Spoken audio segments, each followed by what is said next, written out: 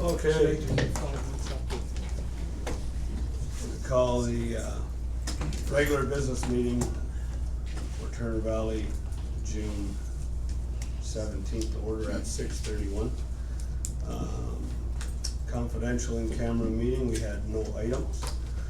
Before I get started, I'd just like to point out the decorum in the council chambers, that we remain comment-free from the gallery, and for administration and council, please use your indicators for when you want to speak. We've had a lot of previous meetings with a lot of over talk, a lot of double talk, and it's quite disruptive. So if we could all, gallery, council, administration included, please use your microphones or speak at the appropriate times. Thank you. Okay, so agenda approval. Oh, and I apologize for my voice. It sounds like Beaver got up there and just kind of bit the back of my throat out. We won, gold medal. There you go. That's all I'm gonna say. And it was overtime. It was like a Raptors game, but my team came through. So, thank you very much. 3.1 agenda approval. Can I get a motion? Councillor Gordon. Any discussion? Any items to point out? No, we're good. All in favor? Excellent, thank you. Adoption of previous minutes, 4.1 from the June 3rd regular business meeting. Can I get a motion for that, please? Councillor Hamilton, any comments? Seeing none, all in favor? Thank you. Question period. 15 minutes every question or every council meeting is scheduled to start. We have a period of 15 minutes for residents to submit questions and get answers from council or administration. Have we received any questions today from the public? No, thank you, Mr. Sharpe. Seeing none, we will move on. 6 statutory hearings, we have none scheduled. 7 delegations, we have none scheduled. So we're going to jump right into the good stuff. Reports. 8, Chief Administrative Officer's report. Mr. Sharpe, would you care to take the floor? Thank you, Mayor Crane. Just one item to update council on tonight. Further information, late last week, administration posted, I believe, 14 tenders, requests for proposal and or standing offers for a variety of work that the town's requiring. Those were posted as per our town policy. You'll find those on our town website. They were posted in the Okotoks Western Wheel last week, and in some snippets of social media they'll be sent out just with the link. And for the larger items, they will be posted on the Alberta Purchasing Connection site. So specifically, we're tendering for one backhoe that will appear there. But I just wanted council to know that those are good to see too. So that's all. Excellent, thank you very much. Any comments from council? Any questions for clarification? I'd just like to say thank you for posting the Western Wheel and increasing the transparency on that. It's something we asked for a while back, and it's just good to see all those small little avenues being taken, so thank you. 9, administrative responses. 9.1, Councillor Wilkie's question from June 3rd. We all have a copy of that. Mr. Wilkie, would you like to speak to it or accept it for information, however you feel comfortable? Yeah, I'm good to just accept it for information. It is in the package, so I appreciate the response and expect there may be some follow-up out of it at some point down the road, but glad to know we have the system in place. Thank you, sir. So we have a motion from Councillor Wilkie to accept for information. That's right. Any information, any comment? No? All in favor? Excellent, thank you. Administrative inquiries. 10. Mr. Sharpe, did you receive any administrative inquiries for this meeting? Mayor Crane, we did receive 2 questions from Councillor Holladay. Okay, Councillor Holladay, do you have those? Would you like to read them? Yeah. First one is about, there's been some media coverage about Bill 7, which is due for 3rd reading in the legislature. So I'm just asking for this now because we're going into less meetings over the summer. So if this is passed, I just wanted administration to bring back some information to educate council on what the new rules could mean for us. It's a bill that gives municipalities additional powers for tax breaks to attract business investment in the municipalities. So if that gets passed, might be a tool for us. So question on that for information. The second one is for admin to explain what understanding we have with the MD in regards to upgrading Dunn Lane, as well as how it's going to look moving forward with multiple developers and all the different residential projects going along that. It's our only gravel road in town and it's a bit of a mess. So it's just a question for admin on what the requirements are for maintaining, upgrading, paving. Perfect. Excellent. Would you like to comment on that? We'll need to bring those responses back to another council meeting. Excellent, thank you. Any other admin questions? No, that's it too.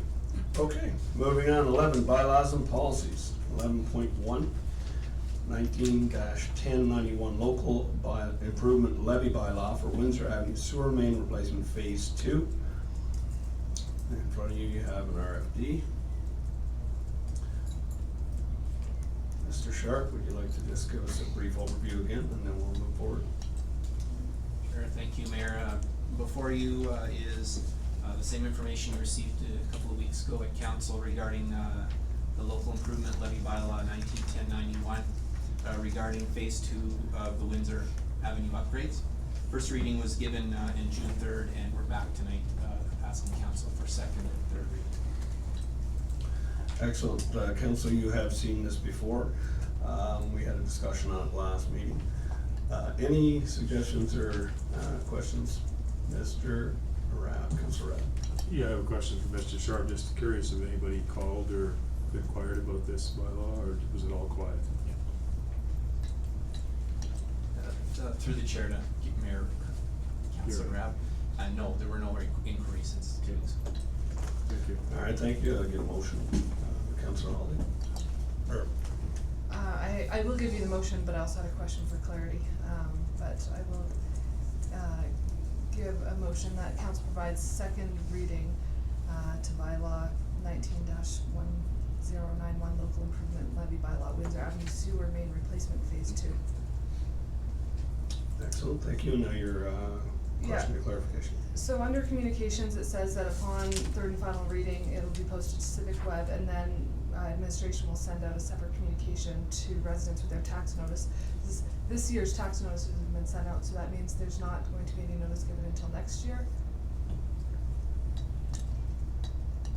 That is correct, Councillor Holladay. It'll go out with the 2020 tax notices.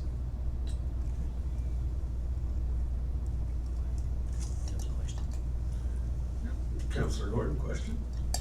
Yeah, I haven't seen the actual document, but I believe there's a 2015 infrastructure plan that's been generated that the town has.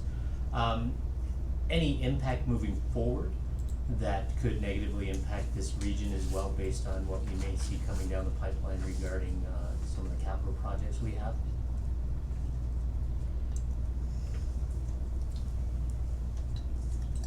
I'm sorry, through the mayor, I'm not quite sure I understand what Councillor Gordon's asking. Okay.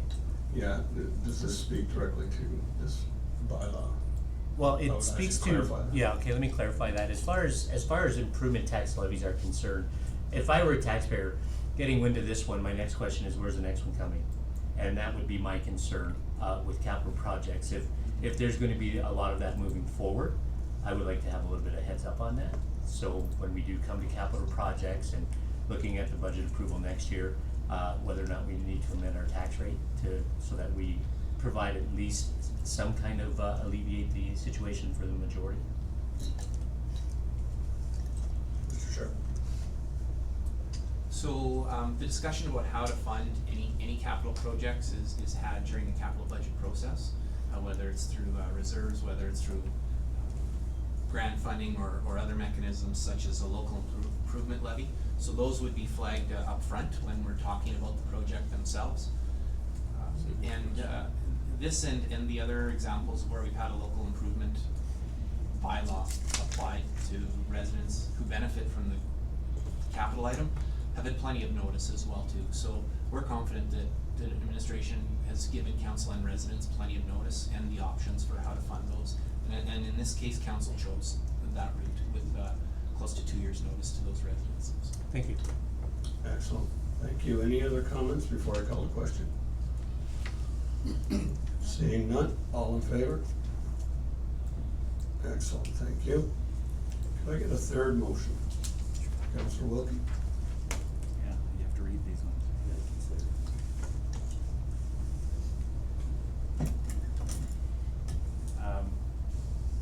Make a motion that council give third and final reading to bylaw 19-1091, local improvement levy bylaw, Windsor Avenue sewer main replacement phase 2. Excellent, any comments from council? Seeing none, all in favor? Excellent. All opposed? Anyone? No, they're good. Thank you very much. 11.2, bylaw 19-1096, the Eau Claire Distillery Phase 2, amending land use bylaw 03-869 as directed by council for resolution 3-2019. Administration has amended bylaw 19-1096. Before council, we have three options. I'll just notify the public right now that due to the fact that I was not here at the public hearing, the MGA states that if you weren't here at that point, you do not vote, so I won't be voting, so don't think I'm just being snobbish. I just am not allowed to vote, so. A 3-3 tie, just so council's aware, is a defeated motion. Also, Mr. Blank and Mr. Sharpe, would you like to give us the highlights since last meeting? Evening, Mayor, Council. So before you is, again, bringing back from the special council meeting of the 28th of May is bylaw 19-1096, referred to as the Eau Claire Distillery Phase 2 lands. It is to amend the land use bylaw that we currently have to allow for a direct control district. Now, the council gave direction to administration to work with the applicant to make some further amendments to the first reading bylaw that went to council back on May 6th. So we have worked with the applicant to make those adjustments, those amendments. We've also sought legal counsel on a few minor things to get clarity on this wording, to make sure the bylaw doesn't fall apart on the legal end of it, the processing end of it. And we're comfortable with that. The applicant's been made aware of those legal suggested edits, and we've made those as expected. With that being the case, before you, you have the bylaw to render a decision if you so choose. Thank you. Perfect, thank you very much. Council, you have the red line version as suggested in the new version. So if you have any questions, Councillor Gordon, good, make me stop talking. No problem. Thank you so much for following our direction there. Just a point of clarification, and it may just be the manner in which I'm reading it. 1.4 development requirements, page 7. Throughout, we changed the development authority to council, correct? Except for bracketed A, where it says notwithstanding any other provision of the land use bylaw, the development authority. Should that read council there, or is that correct with development authority? Okay. Through the mayor, that's correct. That is the only instance in this bylaw where we are including development authority. Staff's recommendation was to leave it as development authority as opposed to council, but the applicant's wishes was to have everything go through council in every way, shape, and form. In this particular case, the suggestion was, is with stripping and grading, it's fairly mundane, for lack of better words, and it would be more expedient to run it through development authority as opposed to have council look at it. You're already going to have a lot of oversight on this at various stages anyway. Okay. The applicant is aware of this change or this remaining development authority, and they haven't indicated any objection. Okay, thank you. Thank you, Mr. Mulligan. Councillor Wilkie.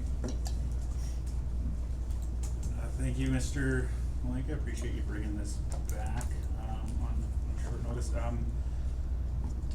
I guess, just so I can understand, you know, the last version that we saw was, you know, there was a fair bit of difference between them.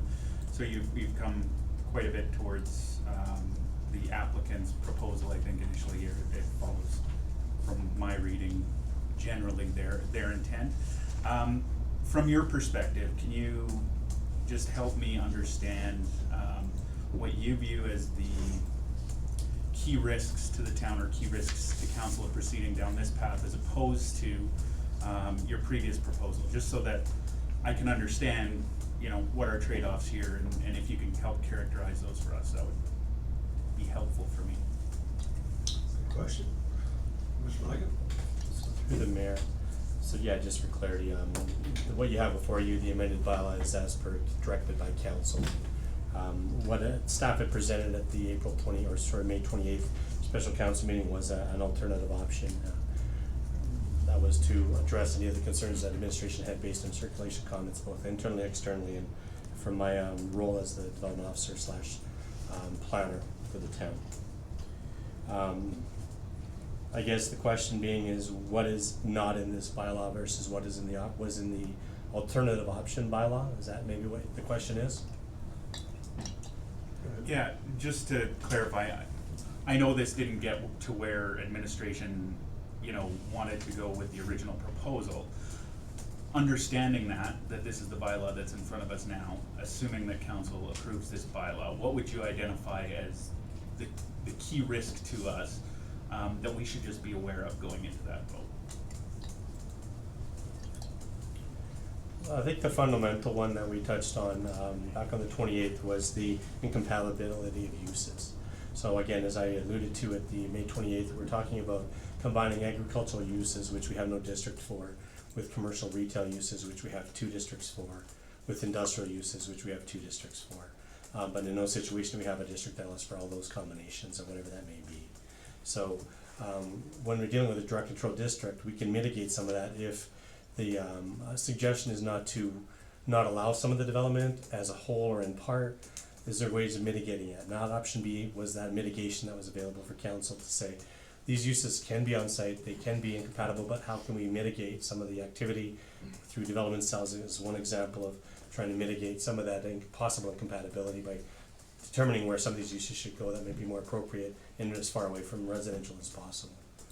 So that's sort of the general crux of the alternative plan that staff put forward. What we don't have in this bylaw, contrary to the other bylaw that was put in as a possible option, was the development cells. Again, we're talking about breaking it into 4 components. 4 components being primarily, for lack of better words, 2 focused on industrial and retail commercial, 1 focused on agricultural, and the other one located across by Maine was retail hotel components. What we also do not have in this version that staff was recommending is things such as the inclusion of manufacturing of alcohol within the food and beverage definition. What that would do is, the applicant had indicated there, looking at putting a distillery on this site, that inclusion within that definition would restrict the possibility of any distiller manufacturing of alcohol on the site.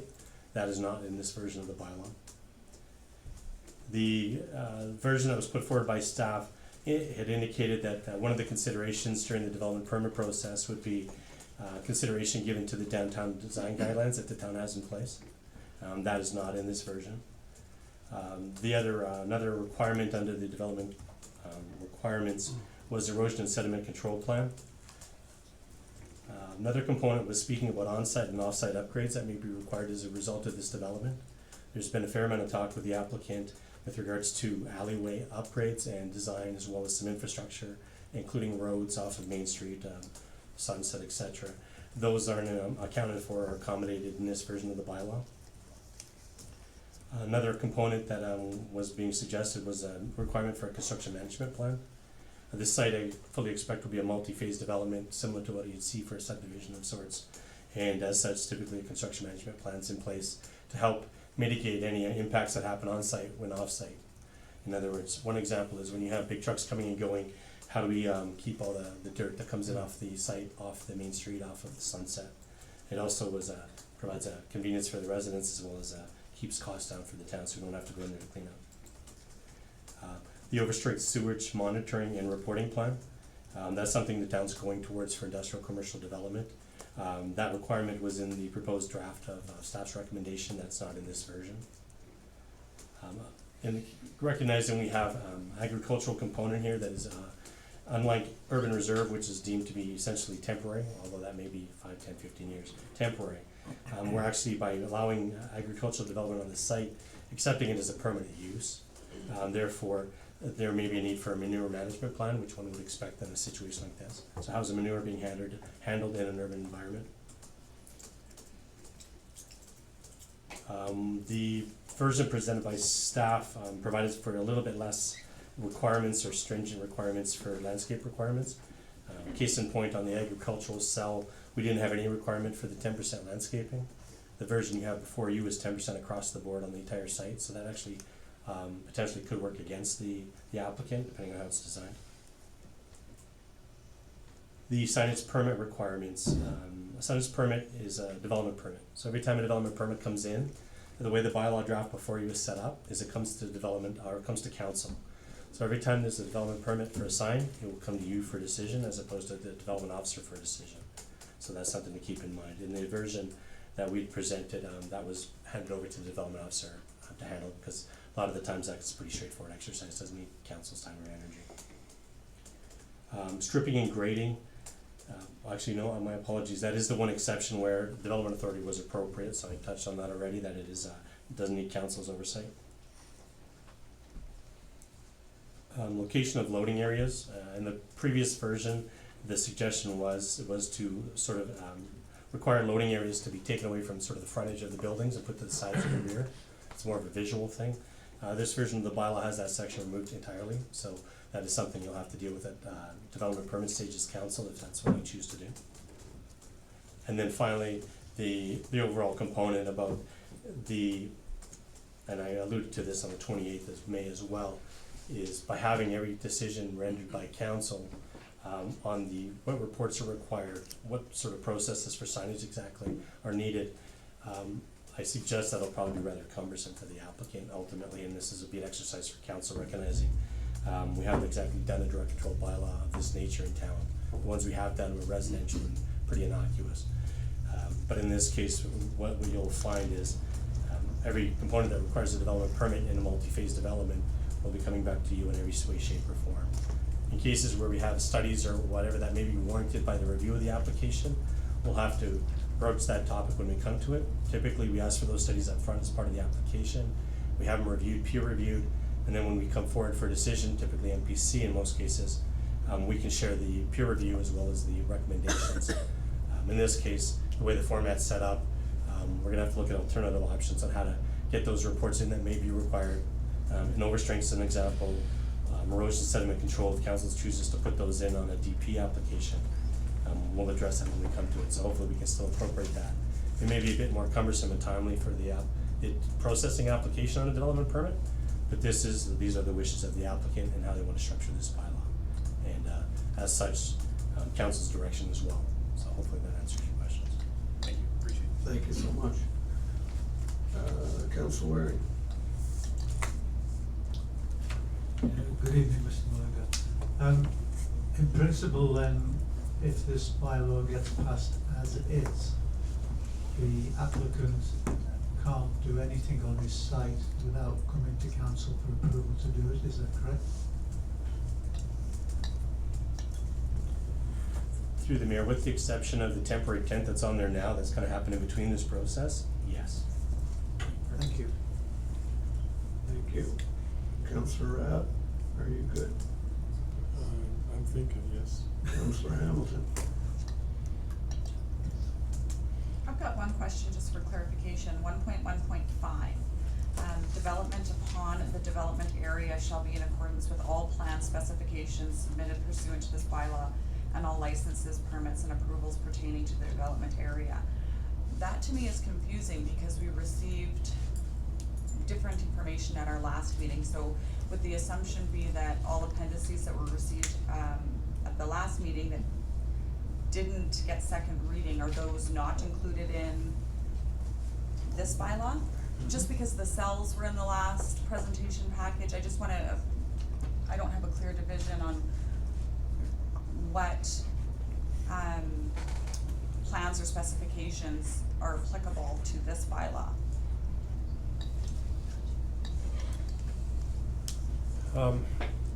in the attempt to provide council with an option, alternative option versus a recommendation for refusal, because we had concerns on a number of matters on this application.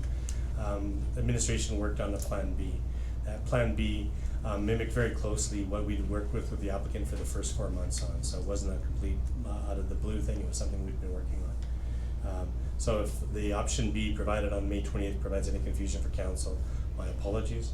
The idea is to provide an alternative option that would satisfy the concerns of administration, concerns of those entities, internal, external, that had their comments raised, fire department, emergency management, etc. And also, the principle being is to help expedite the development permit process by dealing with a lot of the stuff up front, which is what we were working for on behalf of both ourselves as well as the applicant, who had expressed an interest in, having as much information up front so there's no surprises at the development permit stage. Now, we've done a bit of a 180 here, I think, and I think I've alluded to it, but that is the request of the applicant to do it in this format. So, with regards to anything in option B, none of that is in this version. You have first reading bylaw that you granted on May 6th, and the amendments made as per council's direction on the 28th. There's a few tweaks in here. Development area is one example where we've changed it from lands to development area. That's a legal suggestion, so we're very clear on the area in question. And there's a few other little minor tweaks that came in from legal, but nothing that fundamentally changes it, but worthy of putting it in this version anyway, regardless of council not knowing what those were at the time. Excellent, thank you. Does that clarify? Yeah, I just wanted to make sure that there weren't other plans or specifications, permits, or anything that we were supposed to be considering with this reading of the bylaw, I guess, is where I wanted clarification, and it sounds like there aren't. Anything that is considered was in first reading or the amendments as requested by council. I just went through the list. I kind of highlight some of the major report studies that I would suggest would be nice to have in the bylaw now. So every time there's a development permit, those things are addressed, and they may be optional, depending on what the development permit's for. Like a construction management plan won't be triggered by a sign permit, but in any phase of development, a construction management plan is probably going to be asked for, or an amendment to that plan from the original would be asked for. So those aren't in here. Now, council has the ability, has the authority in this case, to ask for those at the development permit stage. Staff's only concern with that is every development permit will get treated on its own merits, and you won't have much of a guiding document to lead you. So what your wishes and aspirations may be this year may be different than next year. So there may not be consistency with regards to, well, we want to have the overstrength sewage monitoring plan in place every time. Maybe next year or the year after we'll have different council and they'll take a different approach. If it's in a land use bylaw under the DC, nobody can deviate. That is a requirement or something that should be considered. So. Thank you, Mr. Malika. Councillor Rudd. Thank you. Thanks, Mr. Malinka, for all of your concerns or caveats with this particular bylaw. And what I'm pleased about, however, is that all of these all the requests that come from the developer will come through council. So I think we would have a chance to voice our concerns at that time. And even though it has to come to council, it doesn't mean that council may say, you know what, we may need to look at this further through MPC or through the planner to do that. So while that work can still be done before it has to come to council. So my opinion anyway. And as far as the 4 zones you're talking about, I don't know if any of us can profess to know better than the developer what he needs on that particular piece of land.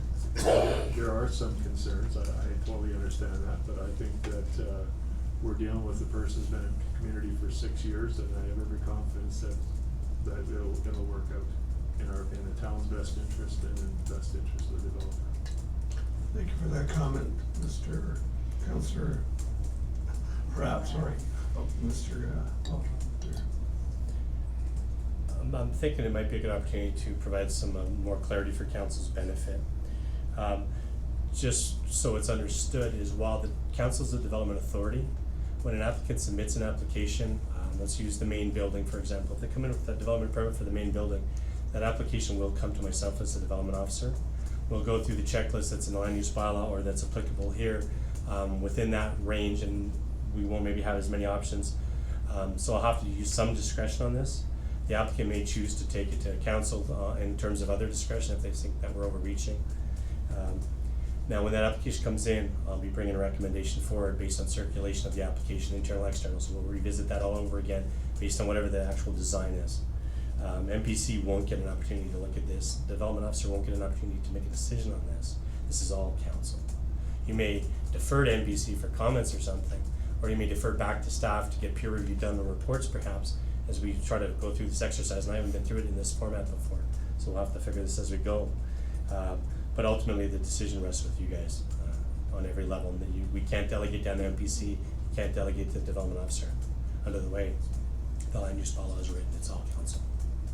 Yeah, I wasn't trying to abdicate my authority, I was just saying that No, that's there are good. other ways to get information. Thank you for clarifying that, Mr. Malenka. Wilkie, would you like to follow up? Yeah, I have one additional question, and again, sorry to focus on risks, it was planning with risks was something I spoke to a lot during the election. Just so I'm clear on how this will be handled going forward. From that list of risks, and I appreciate you laying those out for me,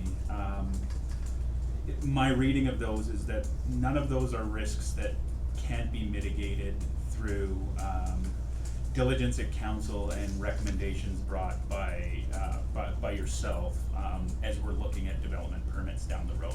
We just have to be diligent and attentive going forward in dealing with these permits to ensure that we're covering off all of the bases and managing our risks.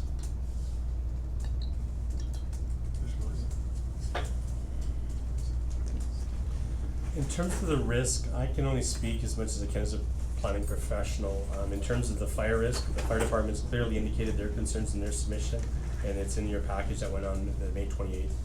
The measure of emergency management has indicated he's done his assessment, so that's clearly laid out in the report on their concerns there as well. I think respectfully, their take on it is a lot more restrictive than my take.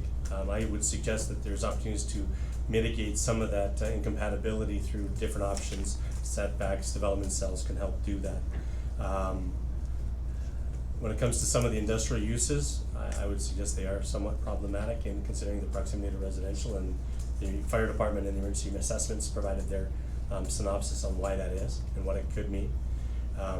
But from planning's perspective, we thought we could do some mitigation. Now, ultimately, we can still continue to do that, and that can rest with council along the way. And we'll continue, fire department, I'm sure, will do the same, emergency management will do the same as I will. Just take all our information at the time with every application. Signage permits, obviously, we're not gonna be revisiting compatibility, but I mean, when we're dealing with actual development on the site, we'll deal with whatever the concerns may be for that particular phase or aspect of the development. And we'll maybe rehashing, we may not be rehashing one stuff, and may have a different take on it depending on what the comments are then. But I mean, based on what we got for circulation, based on the comment provided by the applicant, which we believe to be what they were proposing, I believe that's shifted somewhat. We were moving forward in that direction. Comments were based on that. So there'll be a new round of comments when the first development permit comes in, and they may be a lot more specific. Some of the agencies declined to comment because we're at the land use stage, not the development permit stage. So you may be seeing additional and further detail at that further process. Thank you. Thank you. Any other comments from council? And then I'm gonna get to the question. Councillor Holladay. Oh, sorry. We don't have that question on the table yet, so I think it would be appropriate now Oh, to yeah. give the motion. True So, enough. I'd like to suggest that council give second reading to, I'm sorry, I'm just trying to find that number. To 19. bylaw 19-1096 Eau Claire Distillery Phase 2 as amended. Perfect. Well, it seems we've already had discussion. We'll have a little more. Councillor Gordon.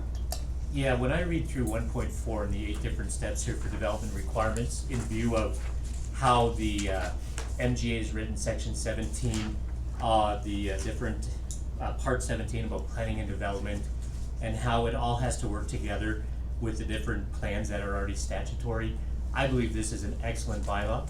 I fully support it, and I'm looking forward to working with the developer, with Mr. Farron, with Mr. Malenka, and his fellow councillors, so that the progress is done in a timely fashion as permits are requested. Excellent, thank you. Councillor Gordon. Everyone else is good. John's had comment, Carrie's had his fill. Excellent, I'll just wrap up and then I'll call the question.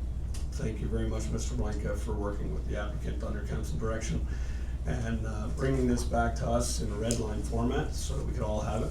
Thank you, Councillor Wilkie, for asking that detailed question, because it is very important that we point out what administration was looking for, and now we have that record. It gives us something as council to look for as well. So with that being said, all in favor of Councillor Holladay's motion? And that is unanimous, minus myself. Thank you very much. Can I get a, there you go. We're gonna go to Councillor Gordon. Sorry, I Rob. beat him, but that's Did fine. ya? Okay, no, go ahead. Go ahead. There you go. All right. Well, moving forward then, I direct administration to give third and final reading to bylaw 19-096 regarding the Eau Claire Distillery Direct Control District bylaw. Any further comments? Councillor Holladay. I believe it's that council gives second, I think you said administration. Sorry, It's so council give- second, or third, thank you. Sorry about that. I had it perfect. As amended then. Yeah, Councillor, I had it perfect. Not amended. Not amended. Okay, excellent. Any comments? We're good. All in favor of the motion? And that's carried unanimous as well. Thank you very much, Mr. Blanca. Thank you applicants for coming tonight and working with our administration as well. We look forward to work with you guys, and we're very excited for this investment in our community, so thank you very much. You can tell, you can tell Mr. Farron in Europe that it's done. In Europe. I believe it's Asia, but I will. You guys are welcome to stick around, or you can head right if you like. Thank you. It's a beautiful Thank you. evening, so, thank you. Okay, moving on.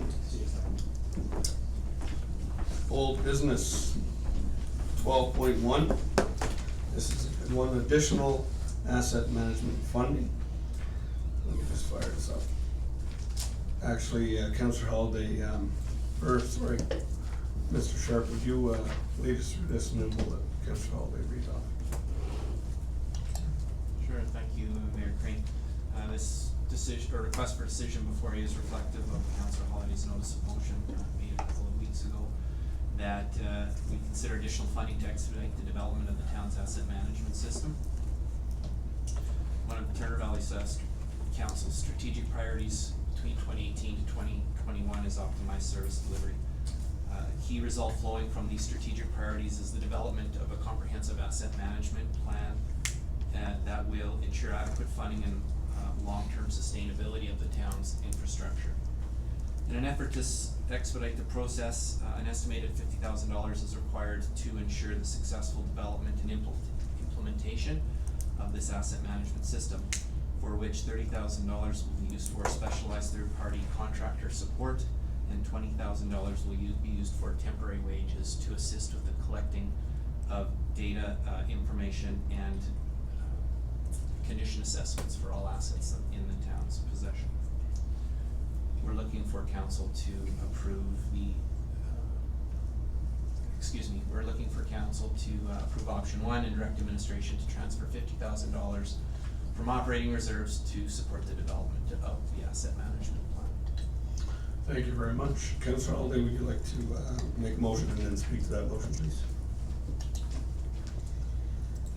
That council direct administration to transfer $50,000 from operating reserves to support the development of a comprehensive asset management system.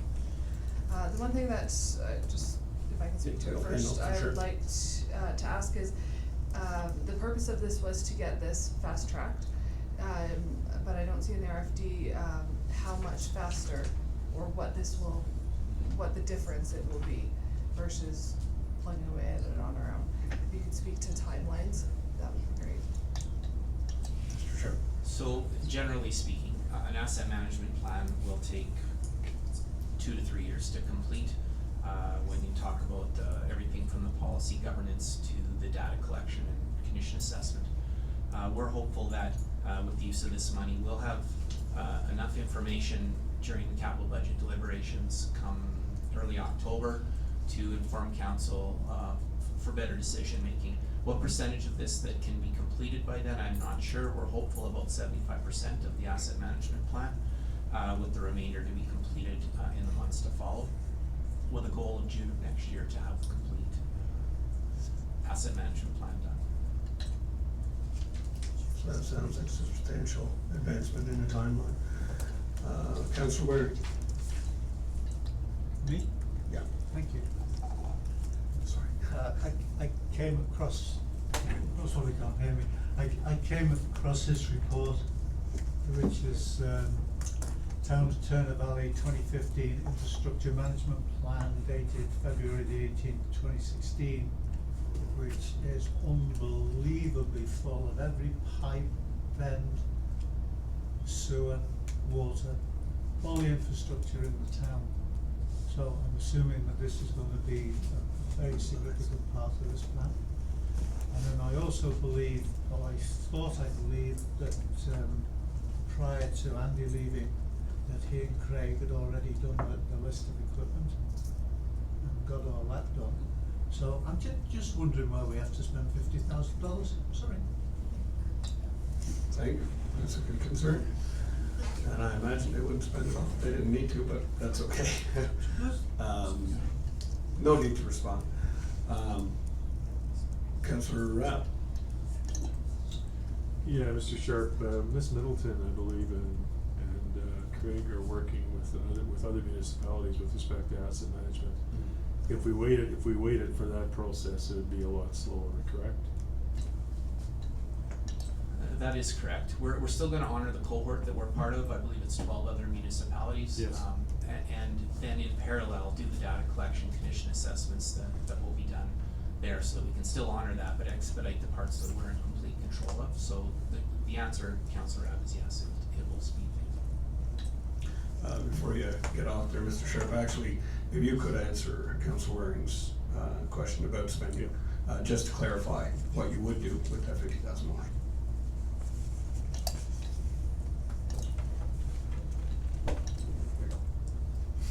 So certainly the infrastructure management plan that Councillor Waring is referring to is a great start. It talks about all of our major infrastructure that was completed in 2015 through a report done by MP, and we'll continue to use that as a baseline for the start of the work that we finish. But it's certainly not complete by any stretch. I wouldn't venture to say what that percentage is, whether it's 50% or 60%, but was a starting point for our major assets. But there are several other pieces to this. This is everything that the town owns, whether it's picnic tables, bonfire pits, facilities, vehicles, other equipment, you name it. And so that will serve as a great starting point, and we need to, that information's 4 years old already, so we need to ensure that information was maintained, certainly validate what's in there, and continue from that point to finish this report. So I would agree with Councillor Waring that much of the information we need is through the experience of staff, and it's locked in the old vault, and we use that strategy every time we come forward to council with capital management plan, capital budgeting deliberations, and that is valuable. And part of this exercise is to get that on paper. But as much as anything, I believe, and I don't want to put words in Councillor Holladay's mouth, but as much as anything, this money is going to be used to add capacity for a major town project that town staff don't have the expertise or the capacity to complete. So. Excellent, thank you very much, and Councillor Waring, thank you for bringing that forward actually and producing that document, so sorry for cutting you off on that. I'm gonna go Wilkie, then I'll go to Gordon. Thanks.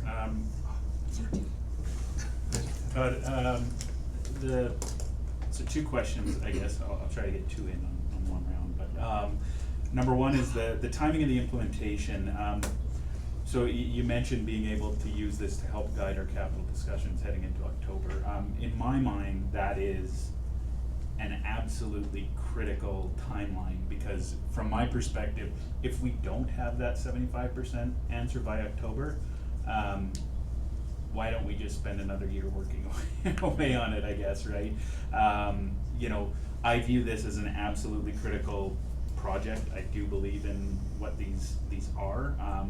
But I guess if you can speak to your level of comfort around that. And then the second thing, if you can just clarify for me, you mentioned having a report, but my understanding is that this is more of a living system that continues to be updated and can continue to generate reports on an annual or even more often basis, for council. So if you could speak to both of those, please. Go ahead. So with respect to the first question and how confident I am, or my comfort level that we'll get something to council, I'm not completely comfortable with it. We're taking a 2 to 3 year project and trying to jam it into 1 year, and so in working with Councillor Holladay on the work that needs to be done, the work as Councillor Waring refers to that's already done, the number that I've picked at 75% is assuming we're already 50% there. We've only got 3 months to get the work done, and we're going to go to market right away and get as much information for council as possible by that time. It won't be in a fancy document with a bow on it. It could be good information in an Excel spreadsheet at this point, so that we can get you what you need. The answer to the second question has escaped me. Just living document versus report. Right, so you're absolutely right, Councillor Wilkie. This is an ongoing living document that's continually updated. We reevaluate our condition assessments every 2 to 3 years and make sure that things are moving ahead or falling behind on the list, so to speak, depending on how they're wearing, how they're being used, and most importantly, based on priorities of council and service levels of council, because as egregious as it would be to let things slip and have too much work and investment that needs to go into our infrastructure, over-investing in that infrastructure would also be poor planning.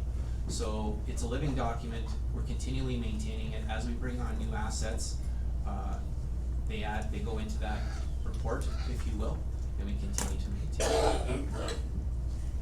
Excellent, thank you very much. Councillor Gordon, would you? Thank you for that. Follow up on the first of your comment there that you're not absolutely confident that the work would be completed by October. I appreciate your transparency there. I have a couple of concerns regarding this. With asset management specialists I've spoken to, a budget of our size, municipal or independent, a proper plan takes upwards of 3 years, as you've mentioned. My major concern is fast tracking this. More than likely, it'll be missed. We'll be rushing it. We won't have a proper plan in place. It's a living document. It's based on institutional knowledge. So my fear is we bring in somebody for $50,000 and they still have to spend the time involved with those with the institutional knowledge to get up and running. So I don't see how October is reasonable. Second problem I have with this is we've placed funds into reserves over the last 2 years. Something that I've heard continually on this council is we need to be putting money into reserves. We need to put money into reserves. And now we have a request to pull money out of reserves. I have an issue with that. The operating budget this year was decreased by $200,000, and now we're asking to add out of reserves. I'm not there yet. Thank you, Councillor Gordon. Councillor Holladay. Stop that. Just to go off Councillor Gordon, we don't know how much money needs to go into reserves because we don't have this plan done. We don't know what that amount is. The whole purpose of this is that the document that Councillor Waring showed, we all got that when we came on council, but we have not seen a proper capital budget, long-term budget. You know, we talked about sewer on Sunset our first year, and where is that? We don't have a clue what's going on, and we haven't seen the in-depth budgets that we've needed. So I say we've probably made a $50,000 mistake a couple of times. We've done 2 budgets by not knowing what we should be doing and when things need to be done. If the town staff has had an inventory list of equipment, if they've had this infrastructure document, it hasn't translated into the budget process, the decision-making process for council properly. We don't have the expertise to get it figured out because we haven't seen it. So to wait for 3 years, you know, past our term, I think would be foolish, because we will make $50,000 mistakes at least every year if we don't know where we're going. So that's why I wanted it fast-tracked. I think somebody that from the outside that does this for a living would be able to give our staff a lot of good advice to get it going, and I think in the long run, it would save us money instead of cost us money, so that's why I put this motion forward, but it is a council decision and I respect that. Excellent, thank you, Councillor Hamilton. Thank you. I have two questions as well. I'd like to see what I'm gonna get before I agree to spending $50,000, and included in the what we would get is a guarantee of timelines. To me, the capital projects that we're talking about doing, if we only do emergent items for 2 years, I'm okay with that. If we have to wait and be responsible, and, you know, wait to get this asset management plan back, cause I do think it's important. But I also worry that we maybe too often, refer to consult instead of getting the work done in-house. It sounds like there is a significant amount of information in-house. I would be entirely supportive, in going out for bid and finding out what it's gonna cost, how quickly, consultant could get this information back to us and what it would look like. That I would be okay with, but without knowing what the product is gonna be, when it's gonna be prepared for us, because Jamie makes a very valid point, if it's not ready for budget 2020, I don't think we should spend the money, so I'm kind of on the fence on it a little bit. My next question is, in our last budget, I believe with the planning department, there was purchase of a software system that was going to tie in our asset management. I'm wondering, is this database that I think we purchased, am I wrong?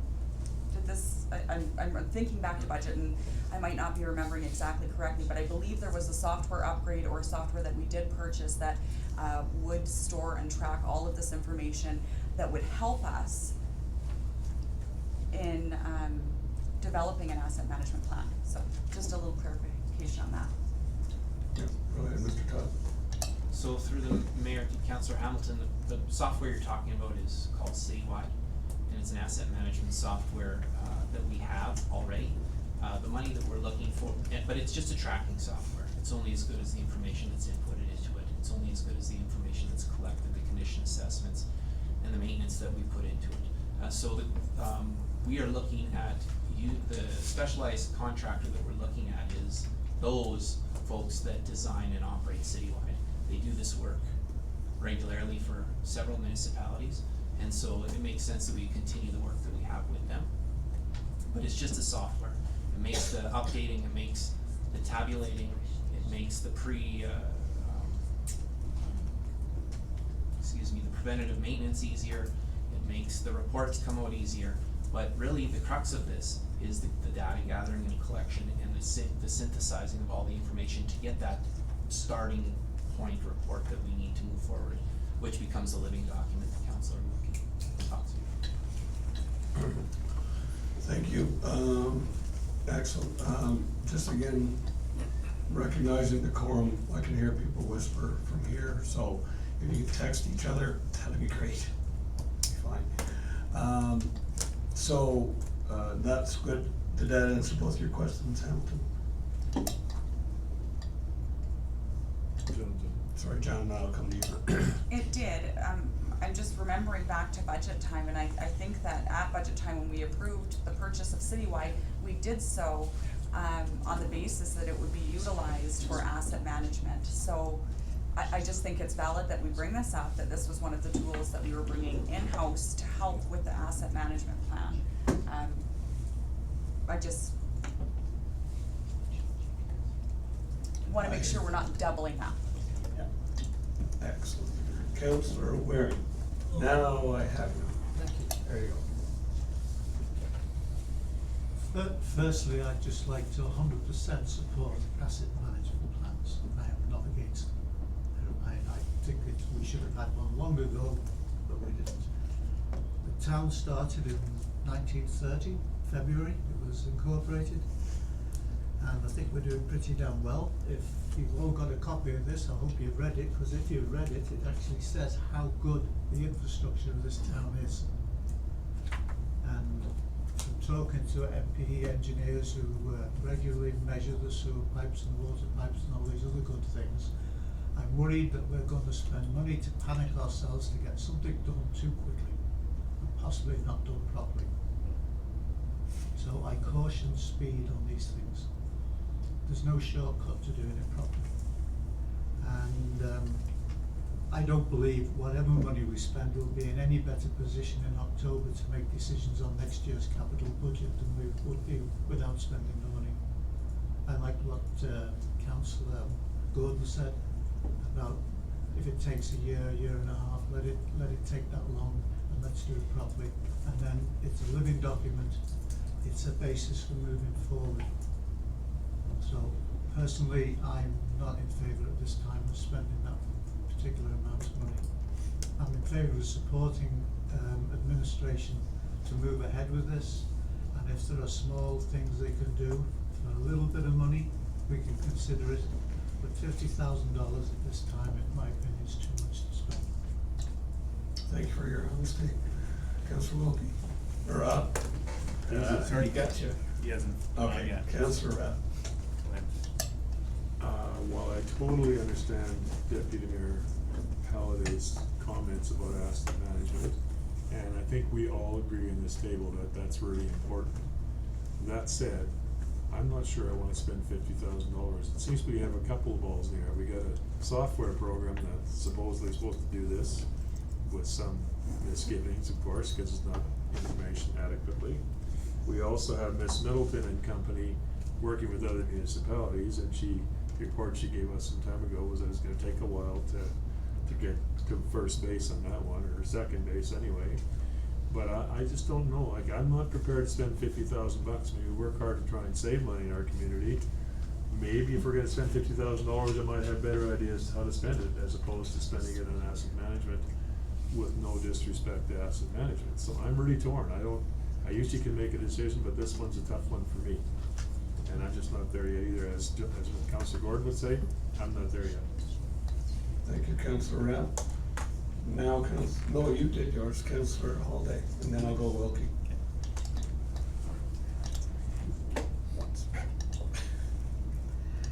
I can see where this debate is going.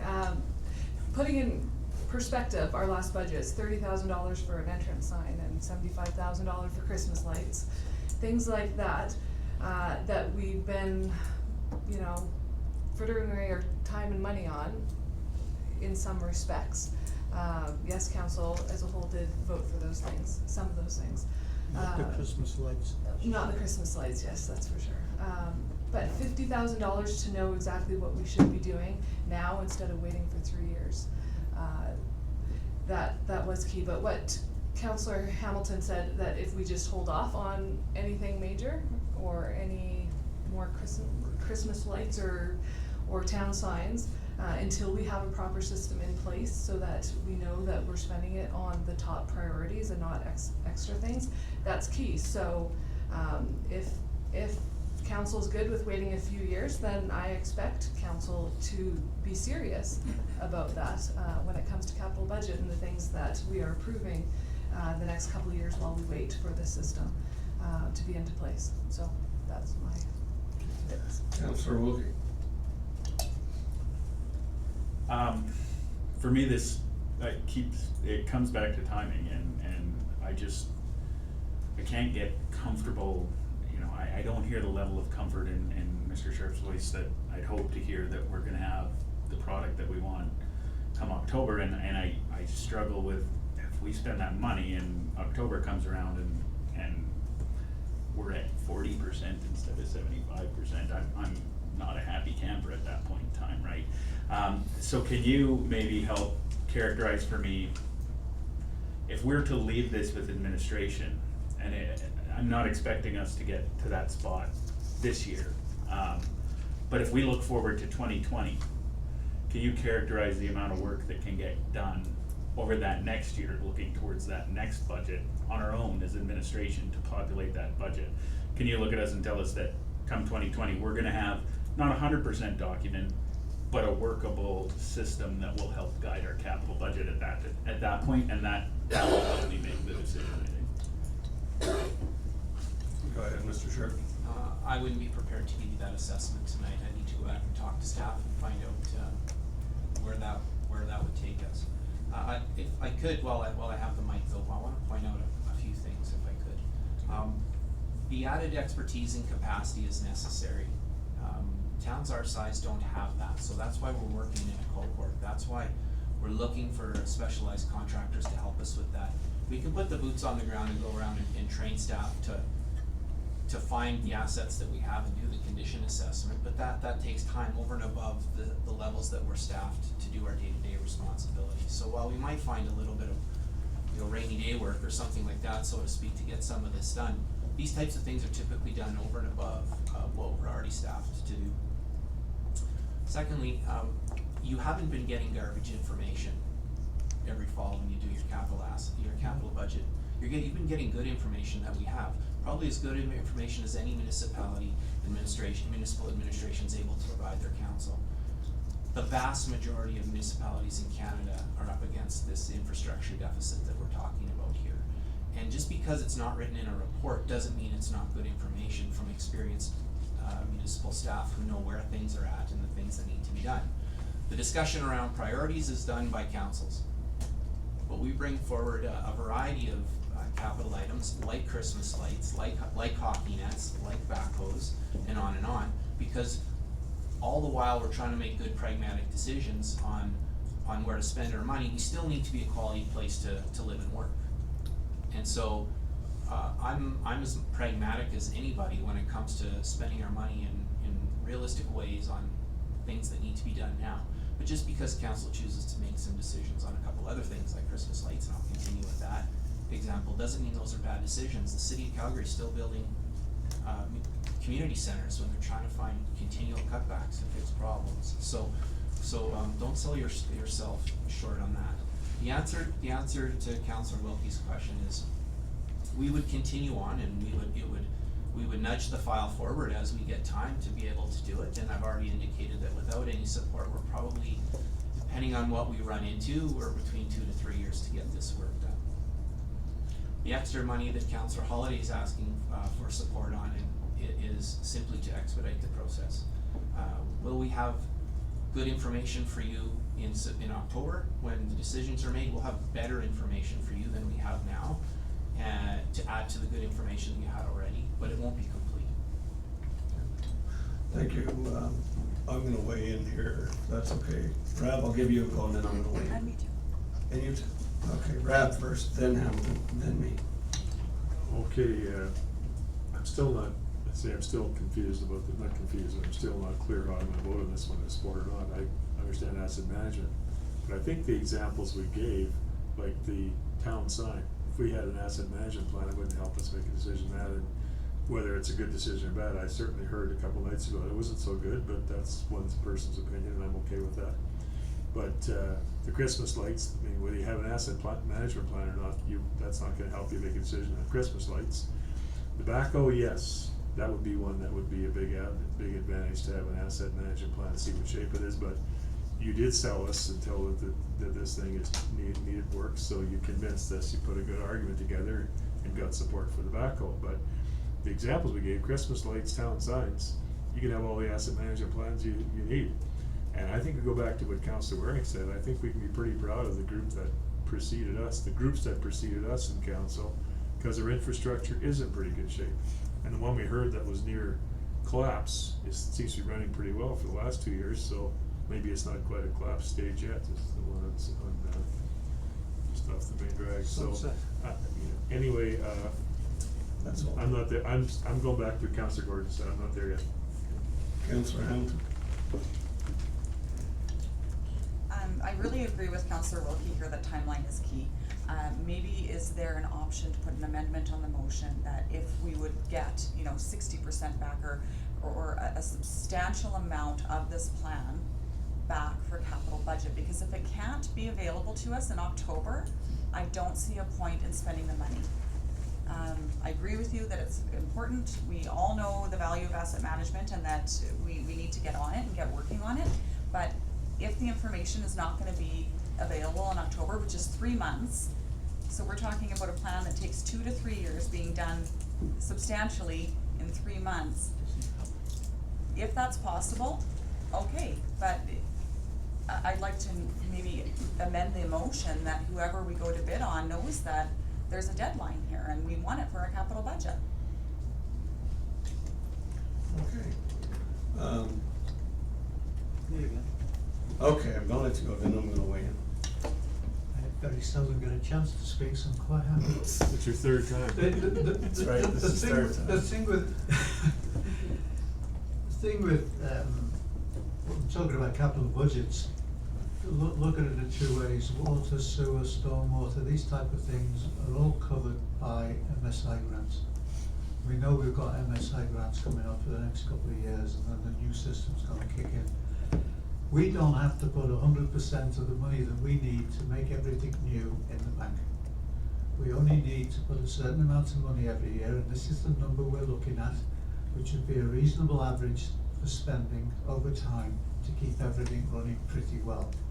Now, I think we've all agreed that things are running pretty well, and I think since I came on council in 2014, we've been putting $100,000 a year into our funds for capital management of infrastructure.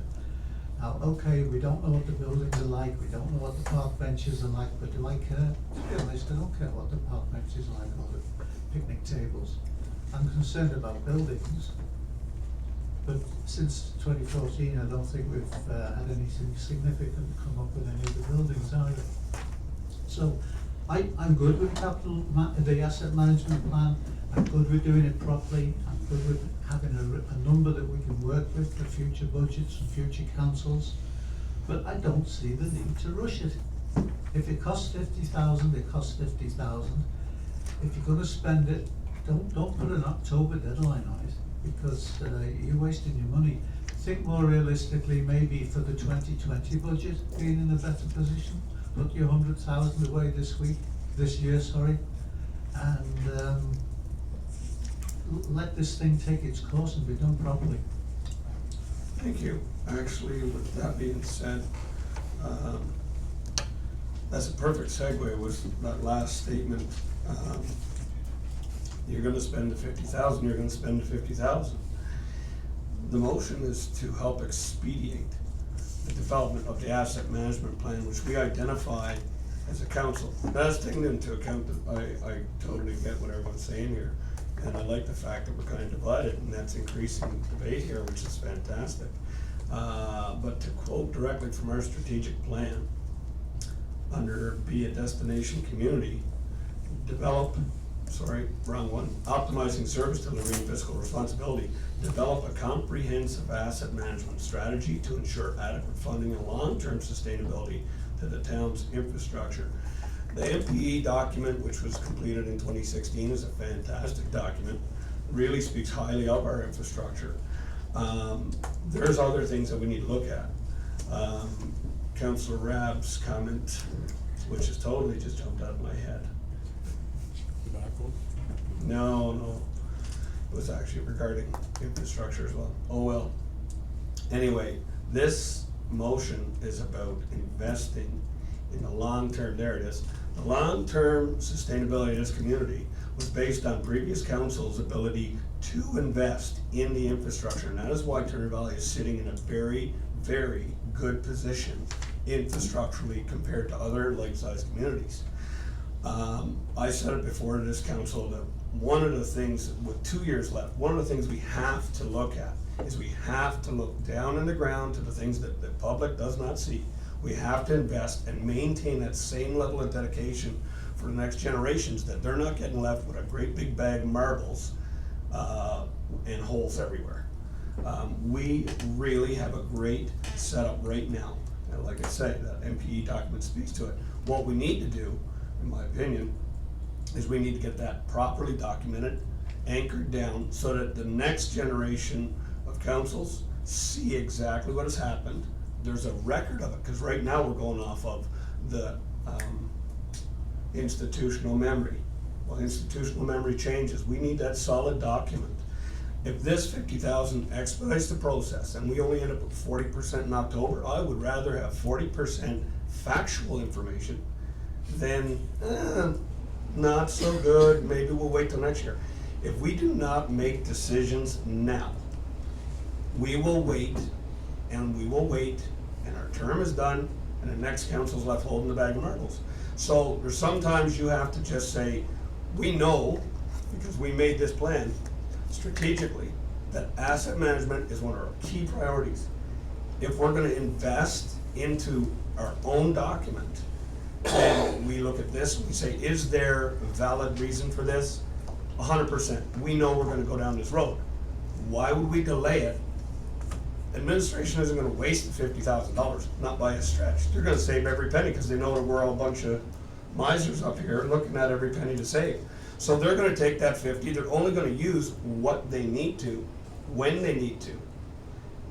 And then we might get into 2021 budget, or 2020, and then they might ask for more. They might say, no, you know what, it was good. But we're gonna get ahead of this cohort in our investment, is my other takeaway from this. The cohort is working as a group, they're looking at everybody individually, everybody as a group, where do you sit, where do we sit? Well, we know that asset management is a definitive yes for this council, so I would suggest that we move ahead on it. So I'm speaking to the two that are on the fence.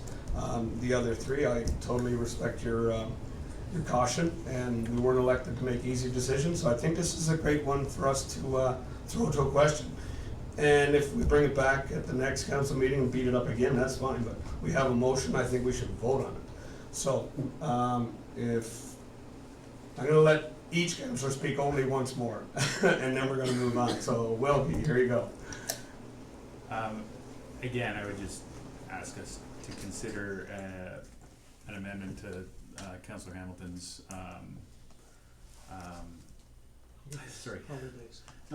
Councillor Hamilton's suggestion timeline. that we have some information around timeline. I'm happy to approve this, subject to receiving some sort of indication of a satisfactory timeline associated with what we're paying for. If I can see value in that, I'm happy to approve it. I just don't think we're there information-wise for me to be comfortable with that. So I don't know what the best approach is to potentially make that amendment. I don't think I can get there without it, but I'm happy to consider that under those circumstances. If I could, I'm just gonna, I kind of am on the fence on the timeline portion because it is such a broad thing. I don't wanna see us, and that's why I say administration isn't gonna waste the money. We would get what we get. But if we force a timeline and a percentage, then you might get a rushing, and then you're not getting quality. So if it's gonna take 2 years, and we end up with 40%, we get 40% and then it continues. But if you rush it and they say, well, we want 60, you get 60 that really is a poor 60. And then you get kinda trailed off. You know what I'm saying? So for me, this is basically straight up, do we wanna follow through on it? Can I clarify that Yeah, amendment? sure, absolutely, and then I'll go to you, Hamilton. Moves it, click, click, click. Sorry, just Yeah. the meat of it is, You gotta make the motion if you're gonna. yeah, I'm Yeah, just trying just gonna to finish understand through discussion here, like, if, where I want to get to is, it's not putting a timeline on, I can go say to somebody, I wanna be at 75% in October, that doesn't mean anything, right? But I think if we go out, for quote, or go to tender on something, as part of that, we can get an indication of what can be accomplished by October, I would hope, right? I see what you're saying.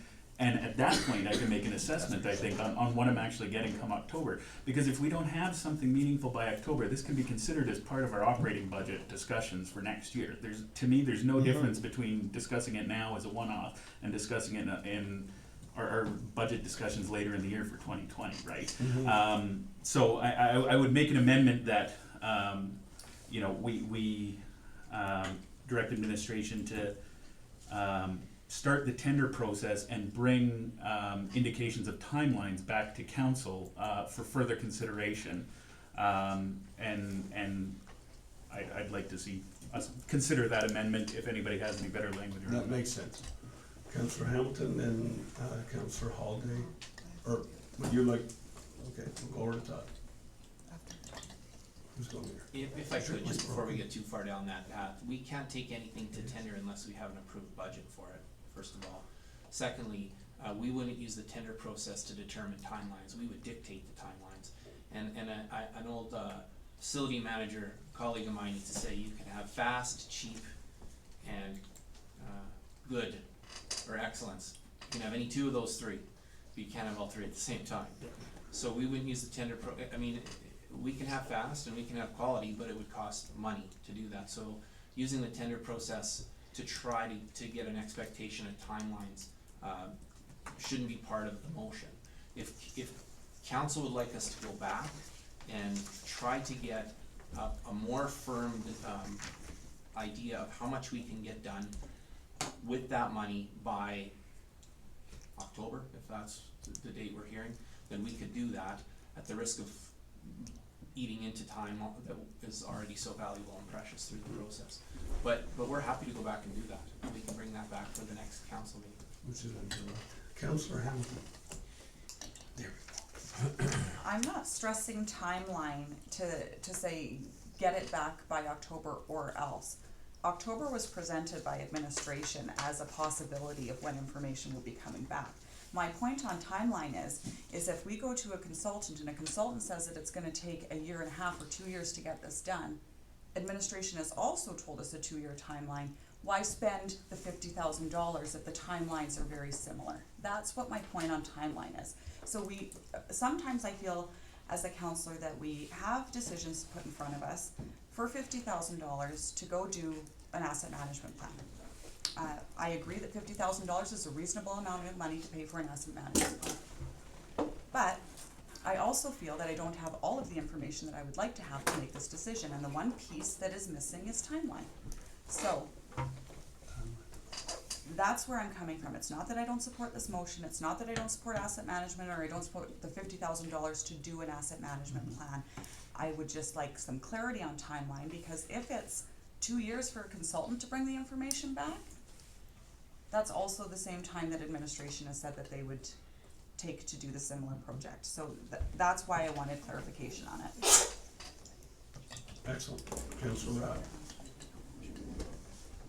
Thanks again for a opportunity to speak. I can't support the motion that council directs administration to transfer $50,000 from operating reserves to support the development of a comprehensive asset management system.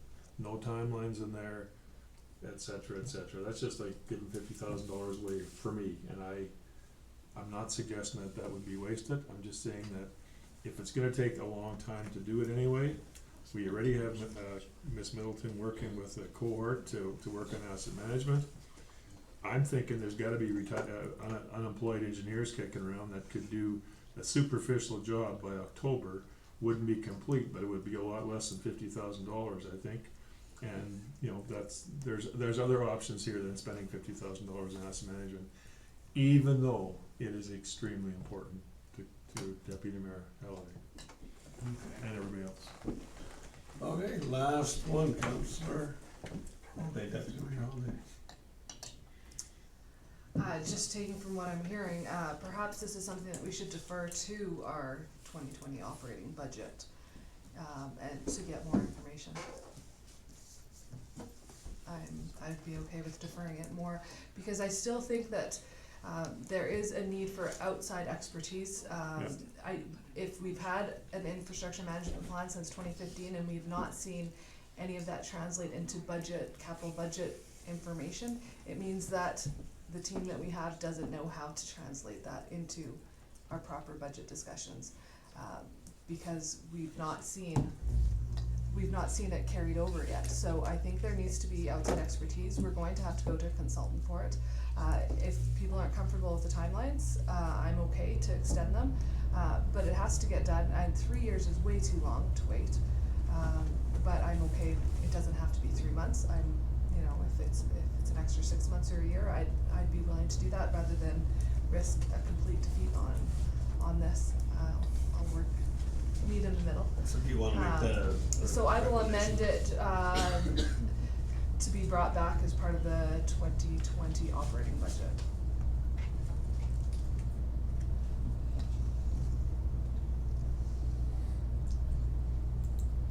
So the council Microphone there. I could, yeah, I could write.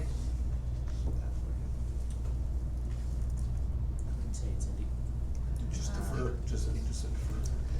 You have this motion on the table, She so has this it. would be an Can I do- amending motion to the main motion? Can I amend my own motion though? Yes, Okay. it would be an amending motion to the main motion, and then you would have to go back to the Yeah. main motion and vote Yeah. on it. Yeah, that's fine. So it'd be amending it so that council directs administration to include $50,000 in the 2020 operating budget to support the development of a comprehensive asset management system for discussion.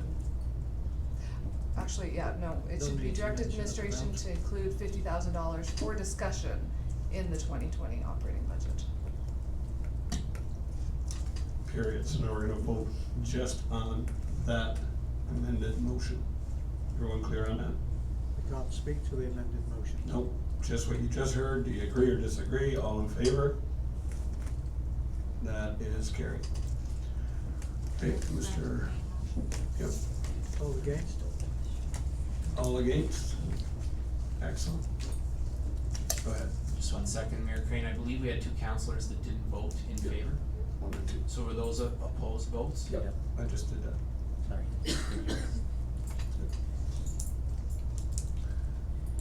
Okay.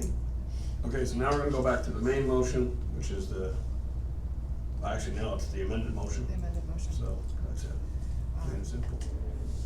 So what are we voting on? So Amended motion. can you read back what you've Yeah, got? now we're gonna read back Main motion, all of it. Well, if the we- council directs admin to include 50,000 for discussion in the 2020 operating budget. You have to vote on the main motion now. Is that the main motion or is that the amendment?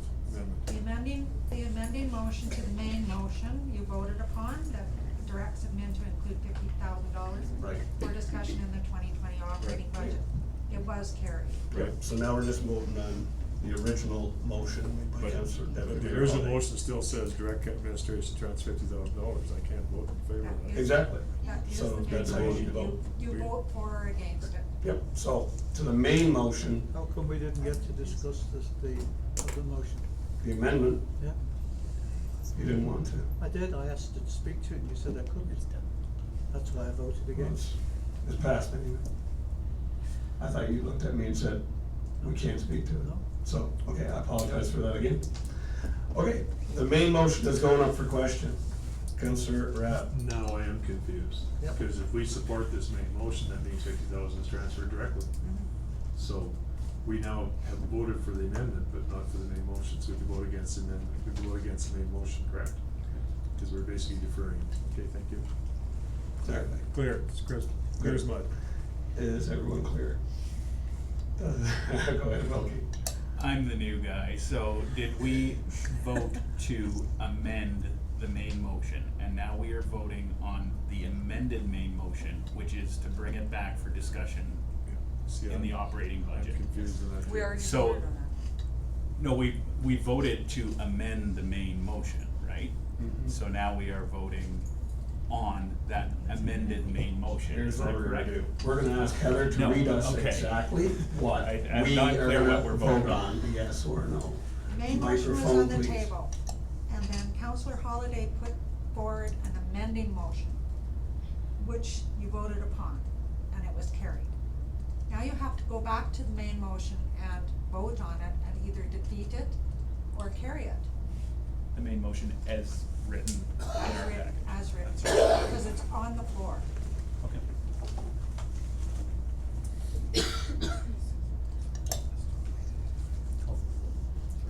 Can you read the motion that we're gonna vote on right now?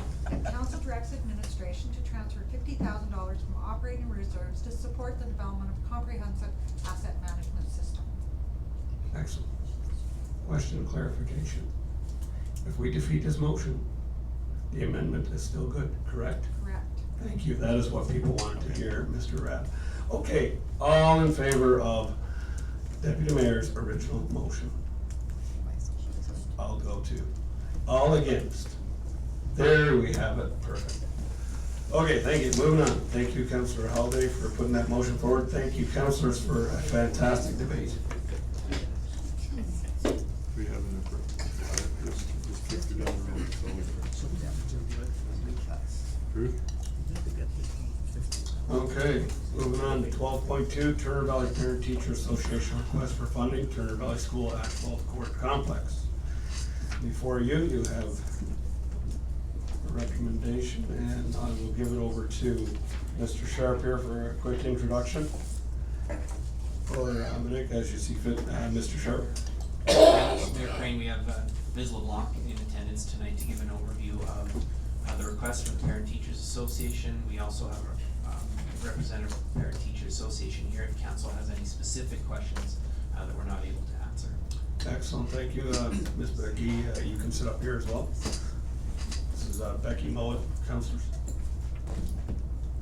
All right, Ms. LeBlanc. Good evening, Mayor and Council. As introduced, Becky Mowat is the project lead for this particular project. If you recall, there is a little bit of history to this, and back in February 2018, Ms. Mowat and I believe a delegation had presented to council their concept of expanding the current facilities at the Turner Valley School to now include what would be a basketball court, hockey area, soccer field, and a ball diamond upgrade. There are a number of facility upgrades that were looked at, and the Turner Valley PTA was leading the raising of the money at the time, and they'd also requested council consider contributing in the amount of $25,000. Council had deferred it back to council discussions. As that came forward, so did the cost-saving initiatives, and this one, I believe, did not make it past that phase. In the meantime, there's been further work, and to my knowledge, there had been also an adjustment in some of the fees, and the project was also phased into 2 and 3 different sections so that it's a little bit more palatable and potentially could be achieved on in stages. So tonight, what we're presenting to you is the information that was requested by council for administration to go back and to research this particular project and to be able to make a recommendation and bring that one forward. So, as Mayor Crane and CEO Sharpe had mentioned, Ms. Mowat is here to answer any direct questions that you may have. One correction that I would like to make is the amount that's being requested. In our earlier discussions, and that was at the end of May, the budget had come in where there was still a request of $25,000 from the town. And then it was appearing that possibly quotations were coming in at a lower cost, therefore it was adjusted to $20,000. I've just received updated information that the costs are unlikely to change significantly, so the request will come back to 25, and then we would make the adjustment to the motion. Thank you. Anything further there? Excellent. Council? On the motion. We want a motion. Somebody give it? Then we would like a discussion.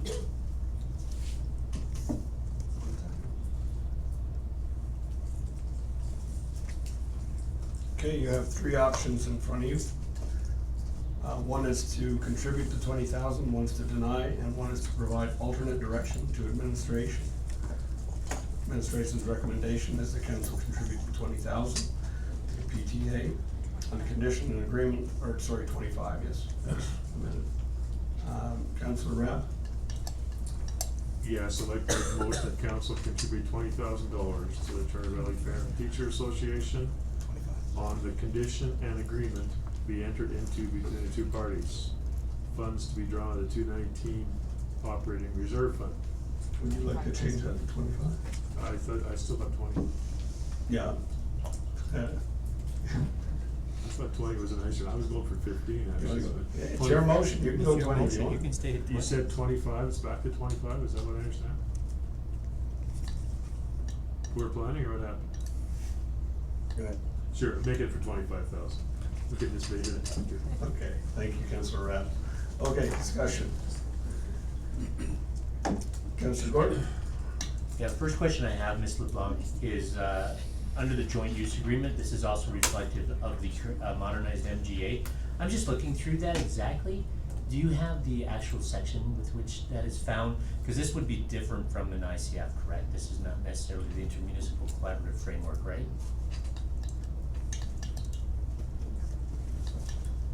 Go ahead. Correct in terms of it being different, but my understanding, I don't have the section, this is consultation, with other staff members who have indicated that this is something that is being encouraged. And my understanding through that is that the MGA is stating it now. Whether or not it's mandatory, I'm not quite sure. Perhaps our CEO can confirm that, but I do understand that there's certainly encouragement now to extend the use and into formal agreements with school boards.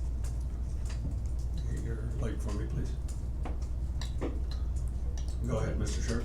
Sure, thanks for the opportunity to clarify, Councillor, shrewd observation. So when the MGA amendments came forward a couple of years ago, there was a first wave and a second wave, or a first wave that would be implemented, many of which by April of 2020, and then further contemplation of which joint use agreements or JUPAs, joint use planning agreements, were part of the second wave of changes.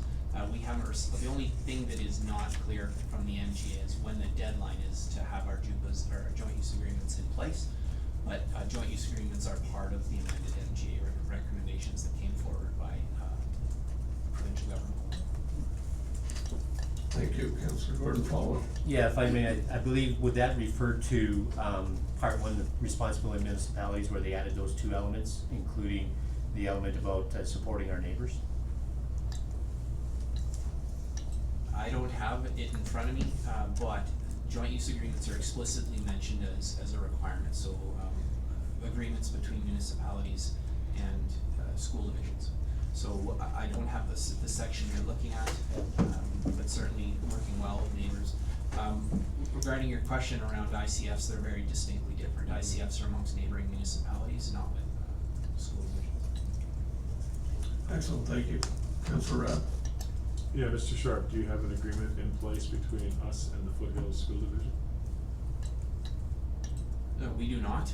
We're working towards that now. Mr. Malik is actually our lead on that, and we have not started the negotiations around the agreement other than to have reached out to each other to acknowledge that that's in place. I believe Mr. Malik has met on one occasion with Foothills, and we're continuing down that path. Thank you. Any other councillors for comment? Councillor Waring? We spent a whole hell of a lot of time to take $200,000 off the budget this year. Just looking at tonight, we're being asked for $50,000 for a ball diamond, $50,000 for an asset management plan, and now $25,000 for a school basketball. That's $125,000. I have a problem with that. We're trying to be more effective with the money we spend. We're trying to look for cost cuts, efficiencies, and I feel we're turning into Father Christmas and we've got a bag full of money and we're throwing it at anybody who wants it. I just have a problem with it. Sorry. Thank you, Councillor Waring. Councillor Wilkie? The flip side to that is this is a situation where we can commit $25,000 and as a community receive $56,000 in investment in recreation facilities.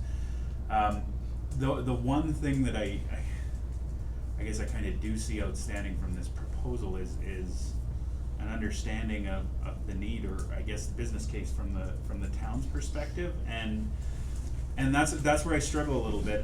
You know, I can get behind projects like this, but I think that this to me is just something, it fits in the world of PRAC, and you know, is this part of our priority list? Is this something that's identified as opposed to a one-off situation? So I struggle.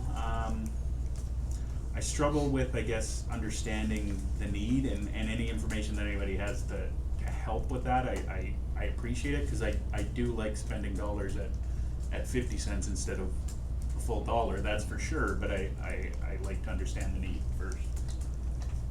Okay, thank you. Mr. Sharpe, would you like to respond to that, or you'd like to? Oh, yeah, okay. So I understand that administration is bringing this forward as a partnership with the school division. But as far as needs analysis go, whether, you know, you're gonna hear a little bit about some of our needs analysis we did on a ball diamond, but we don't have a basketball court in town, so it's really hard to know if we have Well, that's part of it. pent up demand for basketball or not. But what I can say is this request is exactly what Councillor Wilkie's talking about. It's leveraging our money in a partnership with the school division, number one. Number two, it's in line with a key strategic priority that makes Turner Valley, invest in infrastructure that makes Turner Valley, or support an active, quality lifestyle. And so that's the basis with which, we've brought this forward. If the PTA or the school has done any sort of needs analysis with the kids or the community, I'll let them speak to that. Deputy Mayor Holladay. Please light us on. Oh, sorry, go ahead, Councillor. Just for the benefit of those that may not know, we did do, PPRAC, a survey in the town of recreational requirements, of what people rated, what they'd like to see here. And basketball court was not up there. And since we did that survey, PPRAC have been concentrating fully on the higher priorities that were on that list. We did give $10,000 out of the Parks and Rec budget to the school playground 2 years ago. So we have supported the school. I know that PPRAC have got a long list of things they want to bring to council, which will benefit all of the community, not just the basketball players. And I think with these, like we said before when we discussed it, we have to look at this against all the other things that we would like to do. I mean, we all get very sympathetic because it's something at the school for the children, and I can understand that. But there's a lot of other people in the town that might benefit from spending the money in a different way. Thank you, Councillor Waring. Councillor Deputy Mayor Holladay. Yeah, just to give you some background information, so currently the school has 10-foot basketball hoops for an elementary school. Just so you know, you don't shoot on a 10-foot hoop until probably about grade 6. So you have a school of 250 students with basketball courts that they currently can't use, and they're the only courts that we have in town. So this project would provide movable hoops, so they would go down to the 8 foot, so the majority of the school can now use them instead of the 10-foot ones that are currently there, as well as correct the mud pit that our janitors deal with on a daily basis as a result of playing on the tetherball, which is a hugely popular event if you've ever been there at recess. So PPRAC, I know they do good work. I don't know how recently they have surveyed the 255 students that go to Turner Valley School to find their input. That would have been a good thing to do as to which sports are popular and what we have needs for. But I haven't seen much for good new facilities being brought forward in the last 2 years. $25,000 I think would be a good bargain to invest in our kids. We're talking about the neighborhood that has brought it's been really the only source of growth has been Country Meadows. We've now got 3 new developments going on in that area that will attract young families to affordable single family homes. So that Turner Valley School playground is really the core. I mean, when you talk about this community and what people love about our community, it's a school, and we just got a bargain, a $10,000 investment, and I'll have to ask Ms. Mowat, but I think it was $300,000 playground. That if you think about what the school has done and what the town has done on that, our $10,000 contribution was quite piddly, in my opinion, when we think of the amount of students that we have, the amount of our population.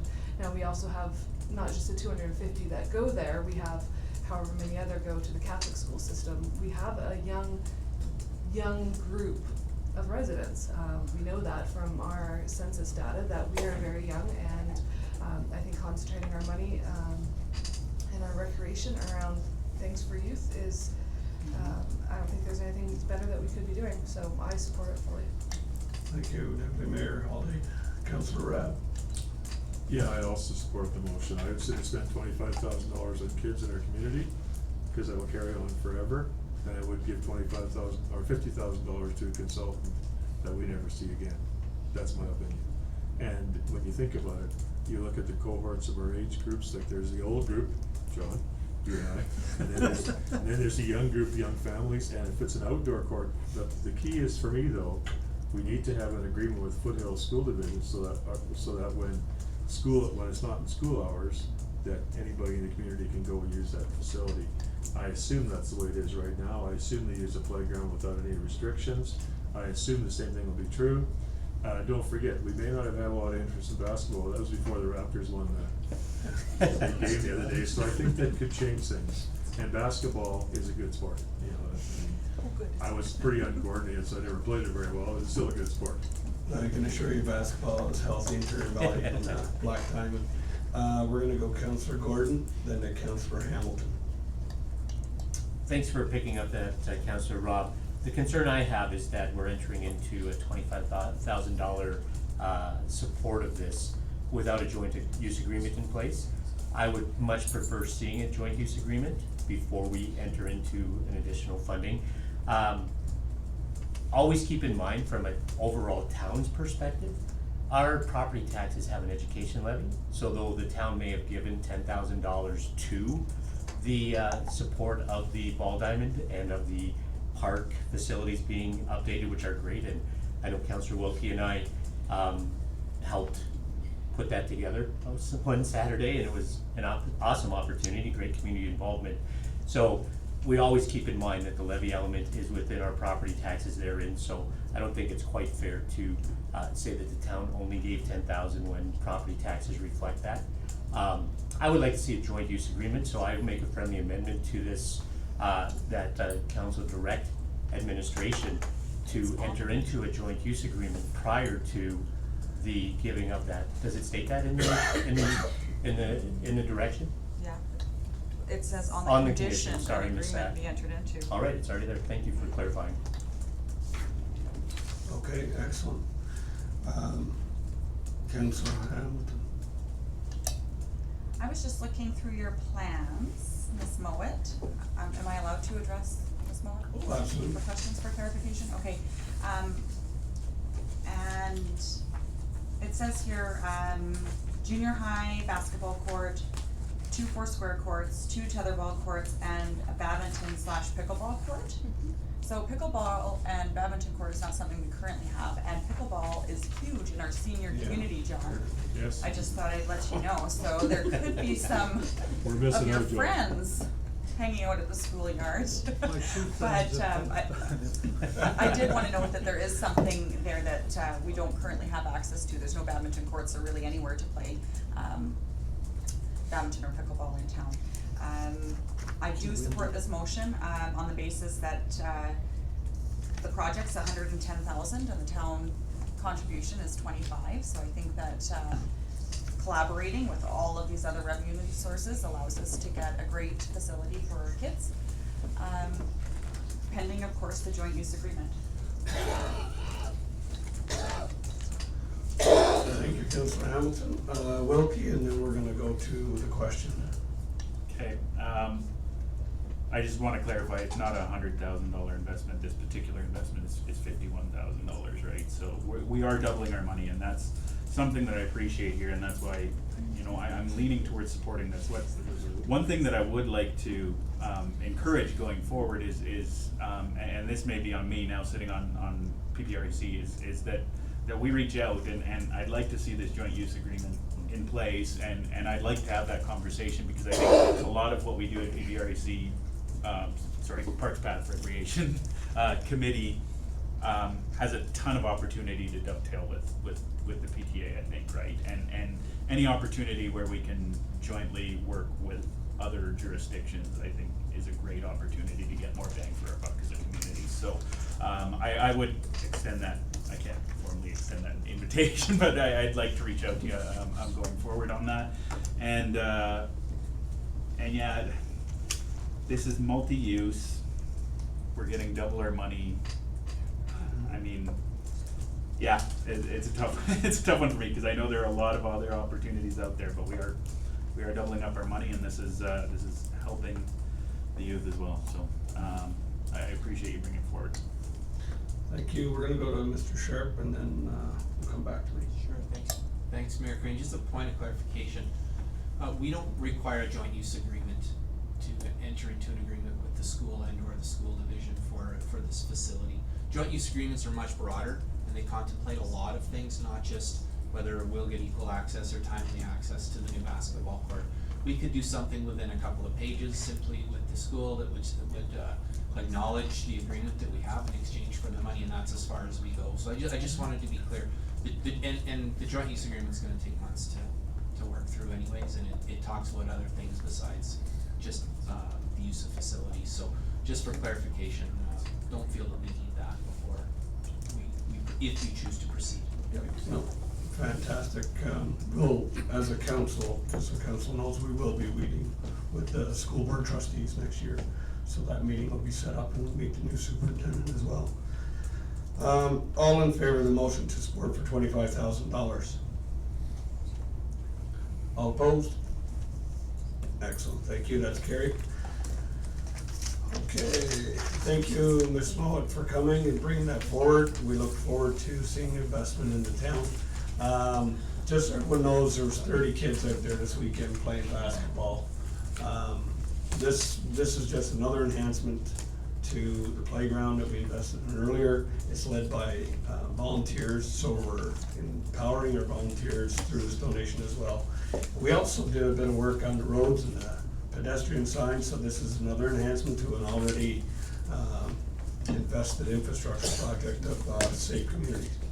Thank you. Thank you, Nick. Okay, moving on. Is everyone good? Anyone need a 5-minute file break? We've been doing a lot of talking. Yeah. Take 5? Take 5? Okay, we're gonna take 5. By Councillor Rapp. Motion by Councillor Rapp. Motion by Councillor Rapp.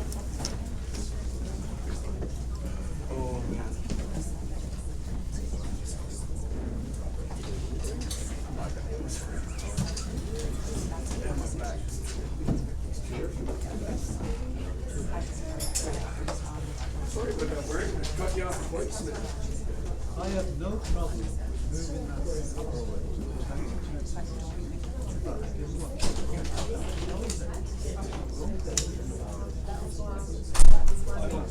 We just spent $40,000 basically for something to come in, for the committee together.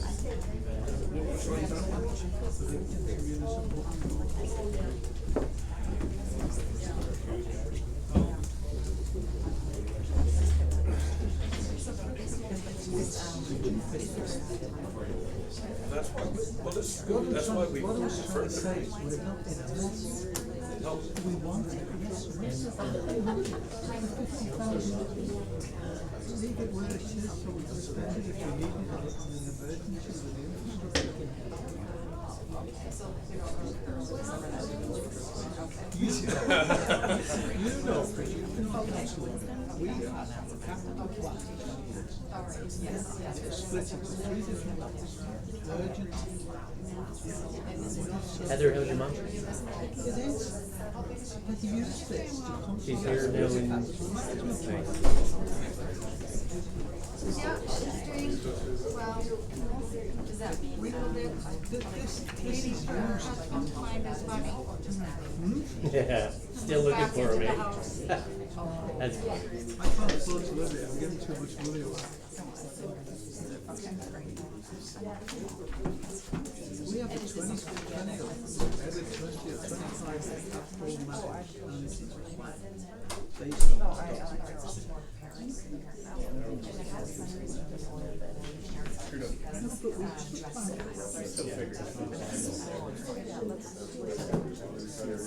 it is not concept either to That makes sense.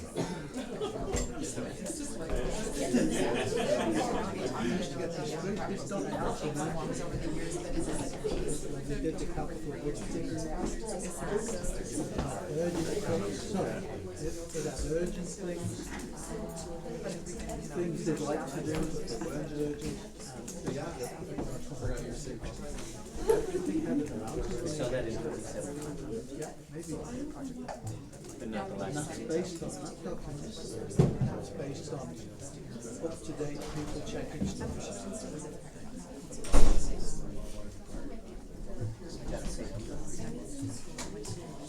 And some cheese and pickles and. Chicken. Sometimes that's best. Big salad.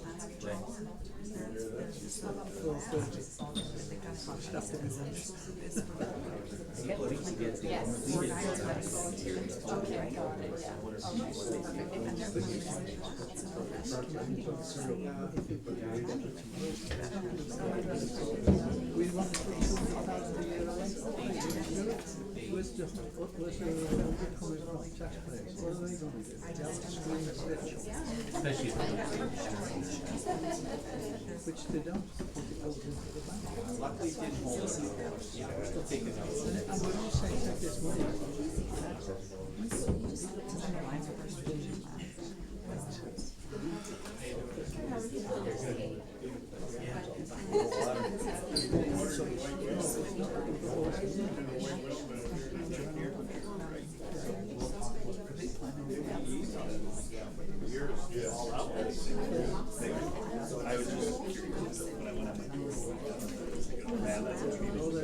they're getting quotes. Okay, good. You're also on the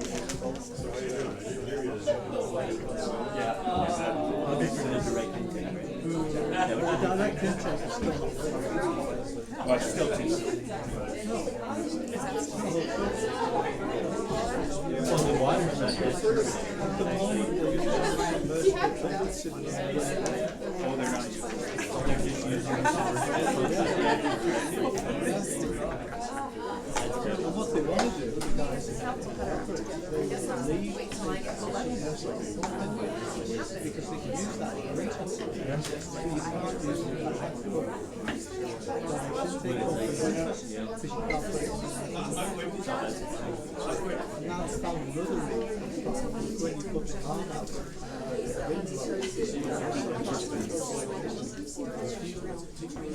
You know what though, the more you get from intaking the water, we're just 87%. It's about a third of. Okay, guys, we're gonna get on here, 2 minutes, we're just gonna let Heather get back.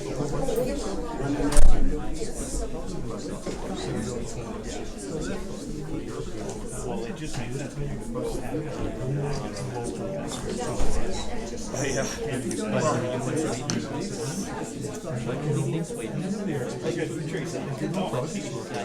Yeah, I guess it would have to. Yeah, I'm pressing because all you see are little. So you know, that's the other side. Okay, so I'll just say Alright. when it, because it's mandated in, yes, we have a real procedure, so it fills the project management. Provide facilities for the city and if it's mandated. No, that's just in here. The updated programs, it's a no-brainer. we got something to do in KC. There's no sense with it.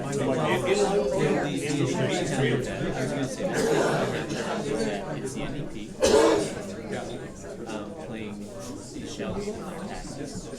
We're going to increase your property taxes and your education plans, because they're all Oh, I agree. and so in order for that to work, now, instead of giving money back to the community, Has to build an asset management plan. where are you gonna do Why would you use shared Joe? No, that's what it's about. Okay, guys, we're gonna get started again here, so, call the meeting back to order at 8:23. Mr. Sharpe, we're moving on to 12.3 Boys and Girls Club Field of Dreams Ball Diamond Funding Request. I hand it over to you. Thanks, Mayor Crane. I'll defer to Ms. LeBlanc to give the background and context for this request. Thank you. Ms. LeBlanc? Thank you again. This is another request for an investment by council into some recreational infrastructure. As you may recall, some of you perhaps, that the Boys and Girls Club had presented to council last fall requesting a contribution of $50,000 towards what is called the Field of Dreams Ball Diamond.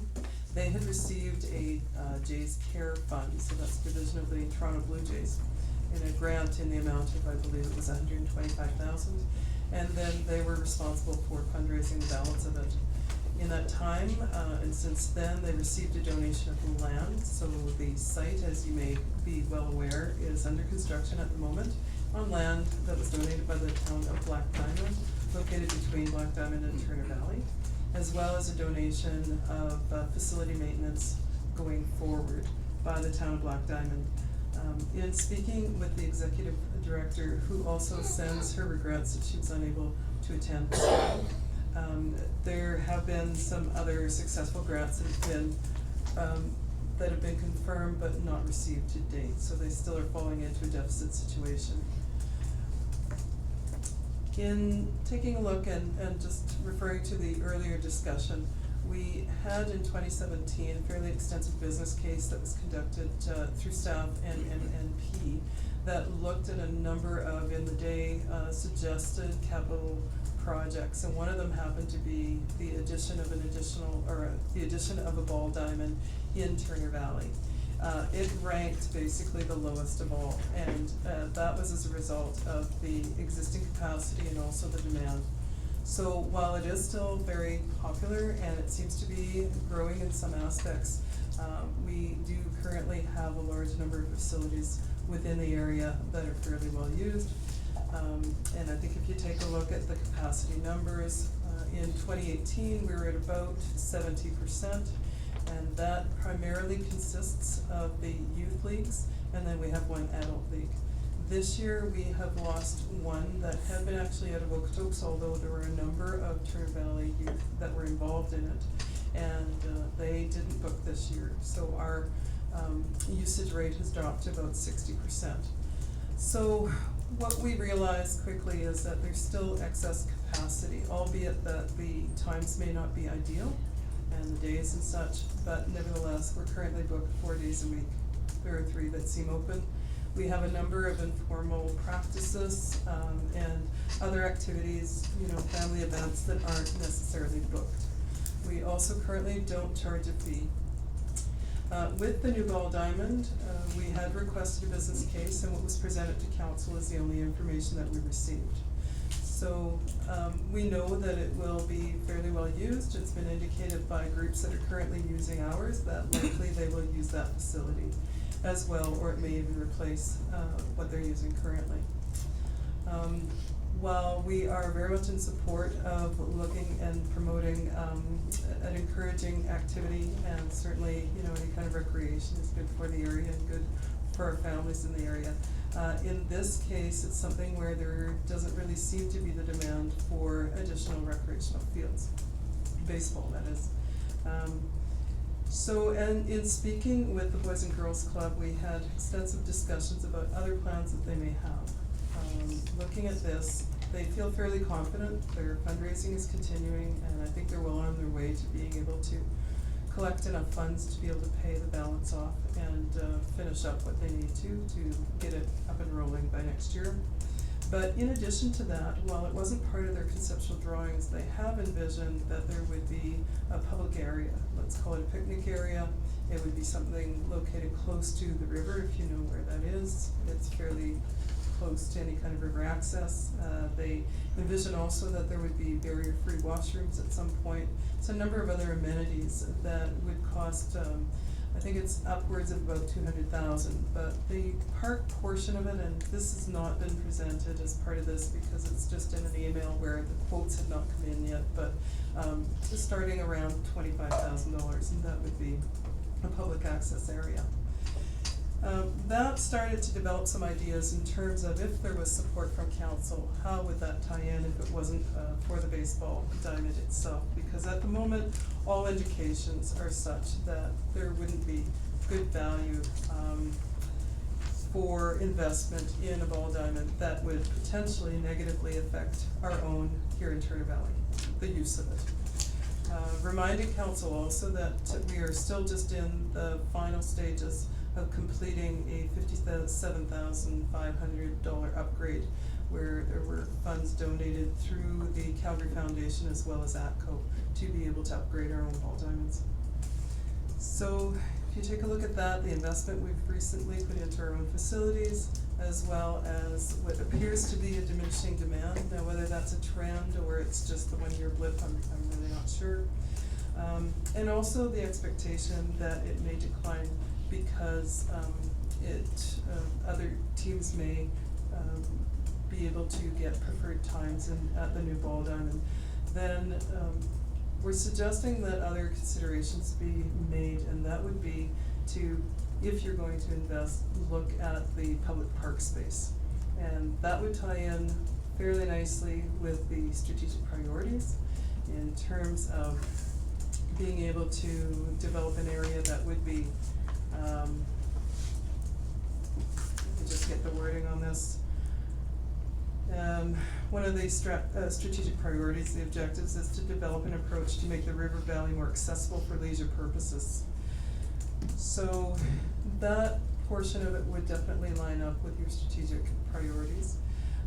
As well, I think that it would be something that's open to Turner Valley residents, provides fairly immediate access to the river where we currently don't seem to have that. We're working on those plans at some point in the future, but they're not definite for location directly in town.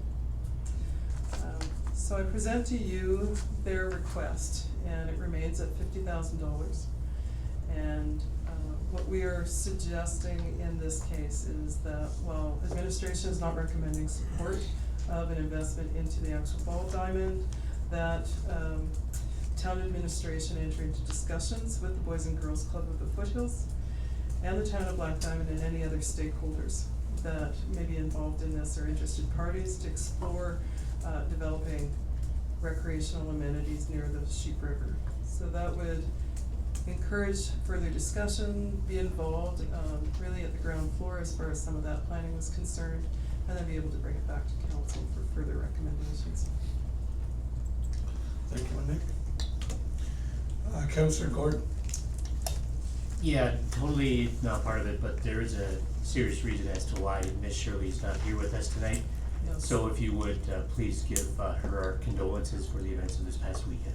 Well, thank you. Councillor Deputy Mayor Holladay. Make a motion. Oh, Oh, go ahead.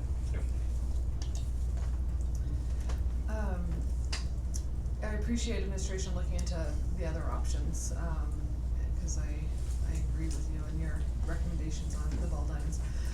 I would just like option one to be a little stronger,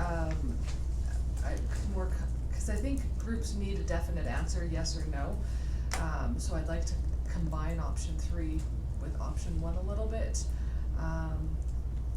So I would like to make a motion that and I'm also wondering about PPRAC's role in discussing river access. So I know that I appreciate that administration wants to work with them, but I actually think that they should be referred on to PPRAC because I know river access and river opportunities are a big thing for them. They're all nodding their heads, so. So I would like to put a motion that Town of Turner Valley Council notify the Boys and Girls Club of the Foothills that they will not partner on this project, and refer them to PPRAC to explore developing recreational amenities near the Sheep River.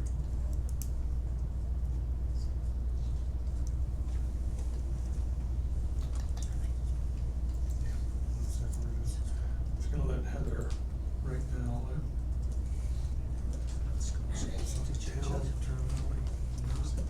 I agree.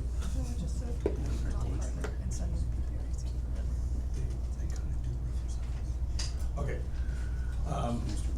Mr. Rob, then we're gonna Gordon, but we're gonna go to the CAO and get clarification from Heather first on the motion. Just for clarity on the motion, that the town of Turner Valley notify the Boys and Girls Club of Foothills of That they will not partner on this project. the, basically option 3 with an add-on. Option 3 with an add-on from option 1 is what I'm doing. And then refer them, oh, sorry. Your button. Directs administration to refer them to the boys or To PPRAC.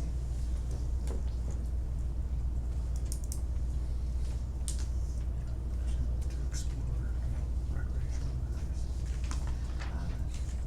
Yeah, so the last part of option 1, and refer them to PPRAC to explore developing recreational amenities near the sheep road.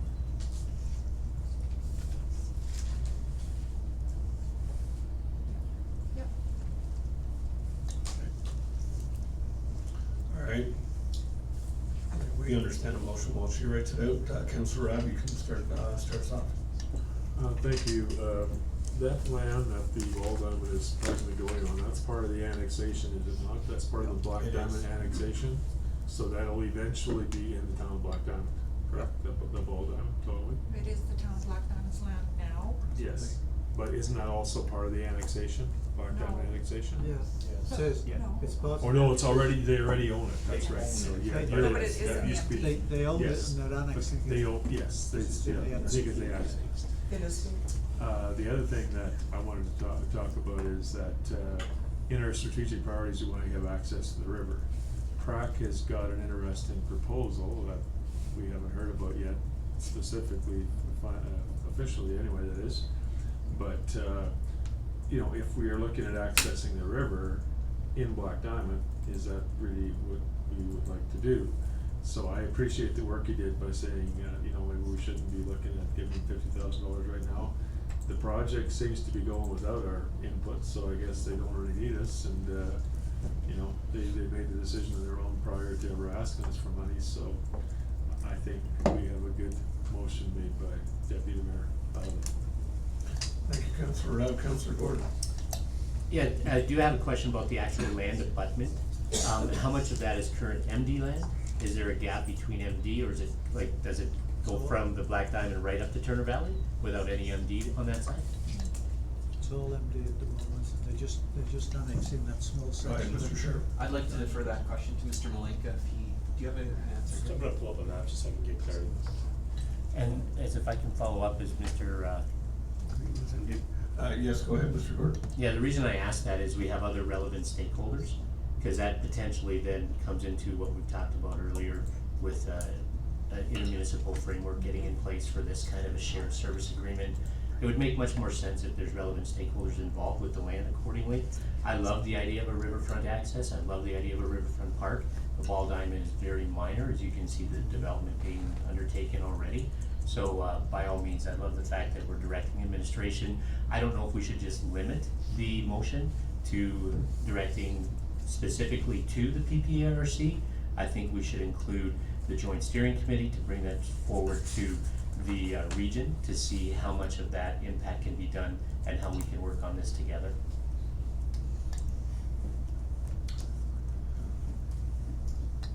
Mr. Malenka, then Councillor Wilkie, then Councillor Waring.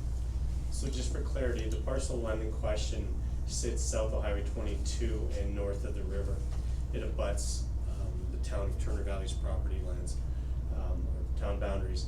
Now, they are part of the annexation lands, this particular parcel of land, so while they own it, they're not in the town, they're in foothills, but the annexation is suggesting they get pulled in. To the north of them, they abut some lands that are proposed to stay within the county still. Any trail connections that exist on here are disconnected from Highway Friendship Trail and would be disconnected from anything south of the river that may be contemplated. Thank you for that clarification. Councillor Wilkie, then Waring. Yeah, Mr. Malenka helped with some of that. I was just gonna say the tie-in to Friendship Trail is challenging there. I think there's no harm in continuing a discussion. I'd love to see what ideas are, if there's something that we can support potentially, but we have a lot of investment priorities on Turner Valley land, I think, as well, so, yeah, no issue with continuing the discussion, see what comes out of that, but I think we're making the right call on the Ball Diamond.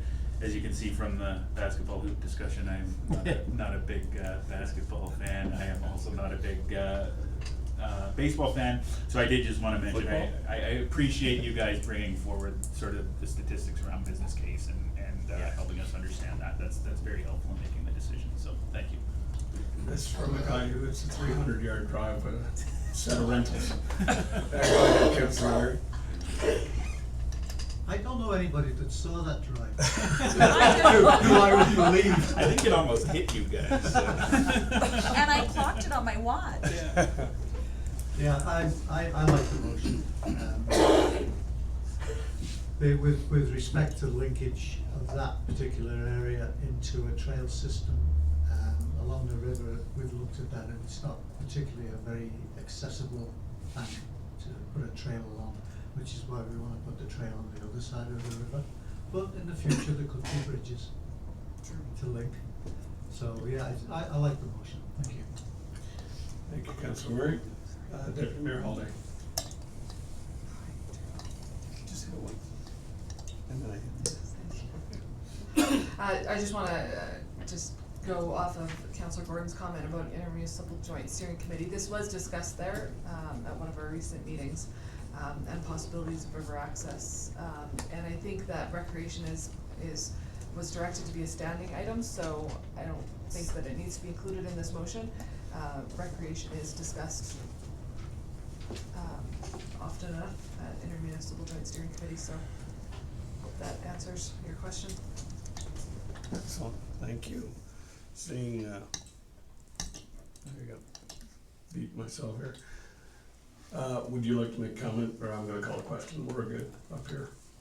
The only concern I might have with the way the motion is worded, and I understand we want to explicitly mention PrAC in the motion, I believe that's what Council or Deputy Mayor Holladay's intention is we also had the phrase relevant stakeholders in the original motion, which would allow us to speak to our neighbors, would allow us to speak to other stakeholders in the community that might have a say or want some input in it. So I think it might be better with respect if we can leave that phrase in the motion. Of course, I can't make any sort of amendment to that, but I'll leave it with you. Deputy Mayor Holladay, please. Yeah, I'd be okay with a friendly amendment to include, other relevant stakeholders and or interested parties, including PrAC. There you go, to explore. Yada, yada, yada. That's good. Thank you. We're gonna do two votes here. We're gonna vote on the amended motion, and then we're gonna vote on the motion. So, to vote on the amendment. She just did friendly amendment. Oh.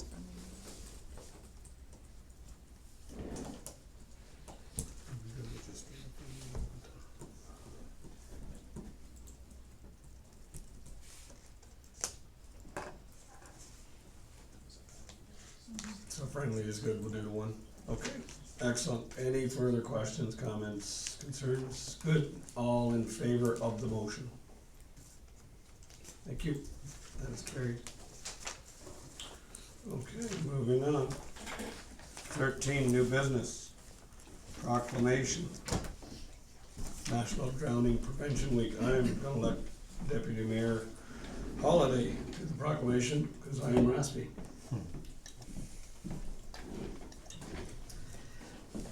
National Drowning Prevention Week proclamation. Whereas the mission of the Life Saving Society Canada is to prevent drowning throughout this great country, and even one drowning in Alberta is one too many. And whereas most drownings are preventable in a water-smart community, and only through water-smart education and a healthy respect for the potential danger that any body of water may present, can we truly enjoy the beauty and recreation opportunities offered by these bodies of water.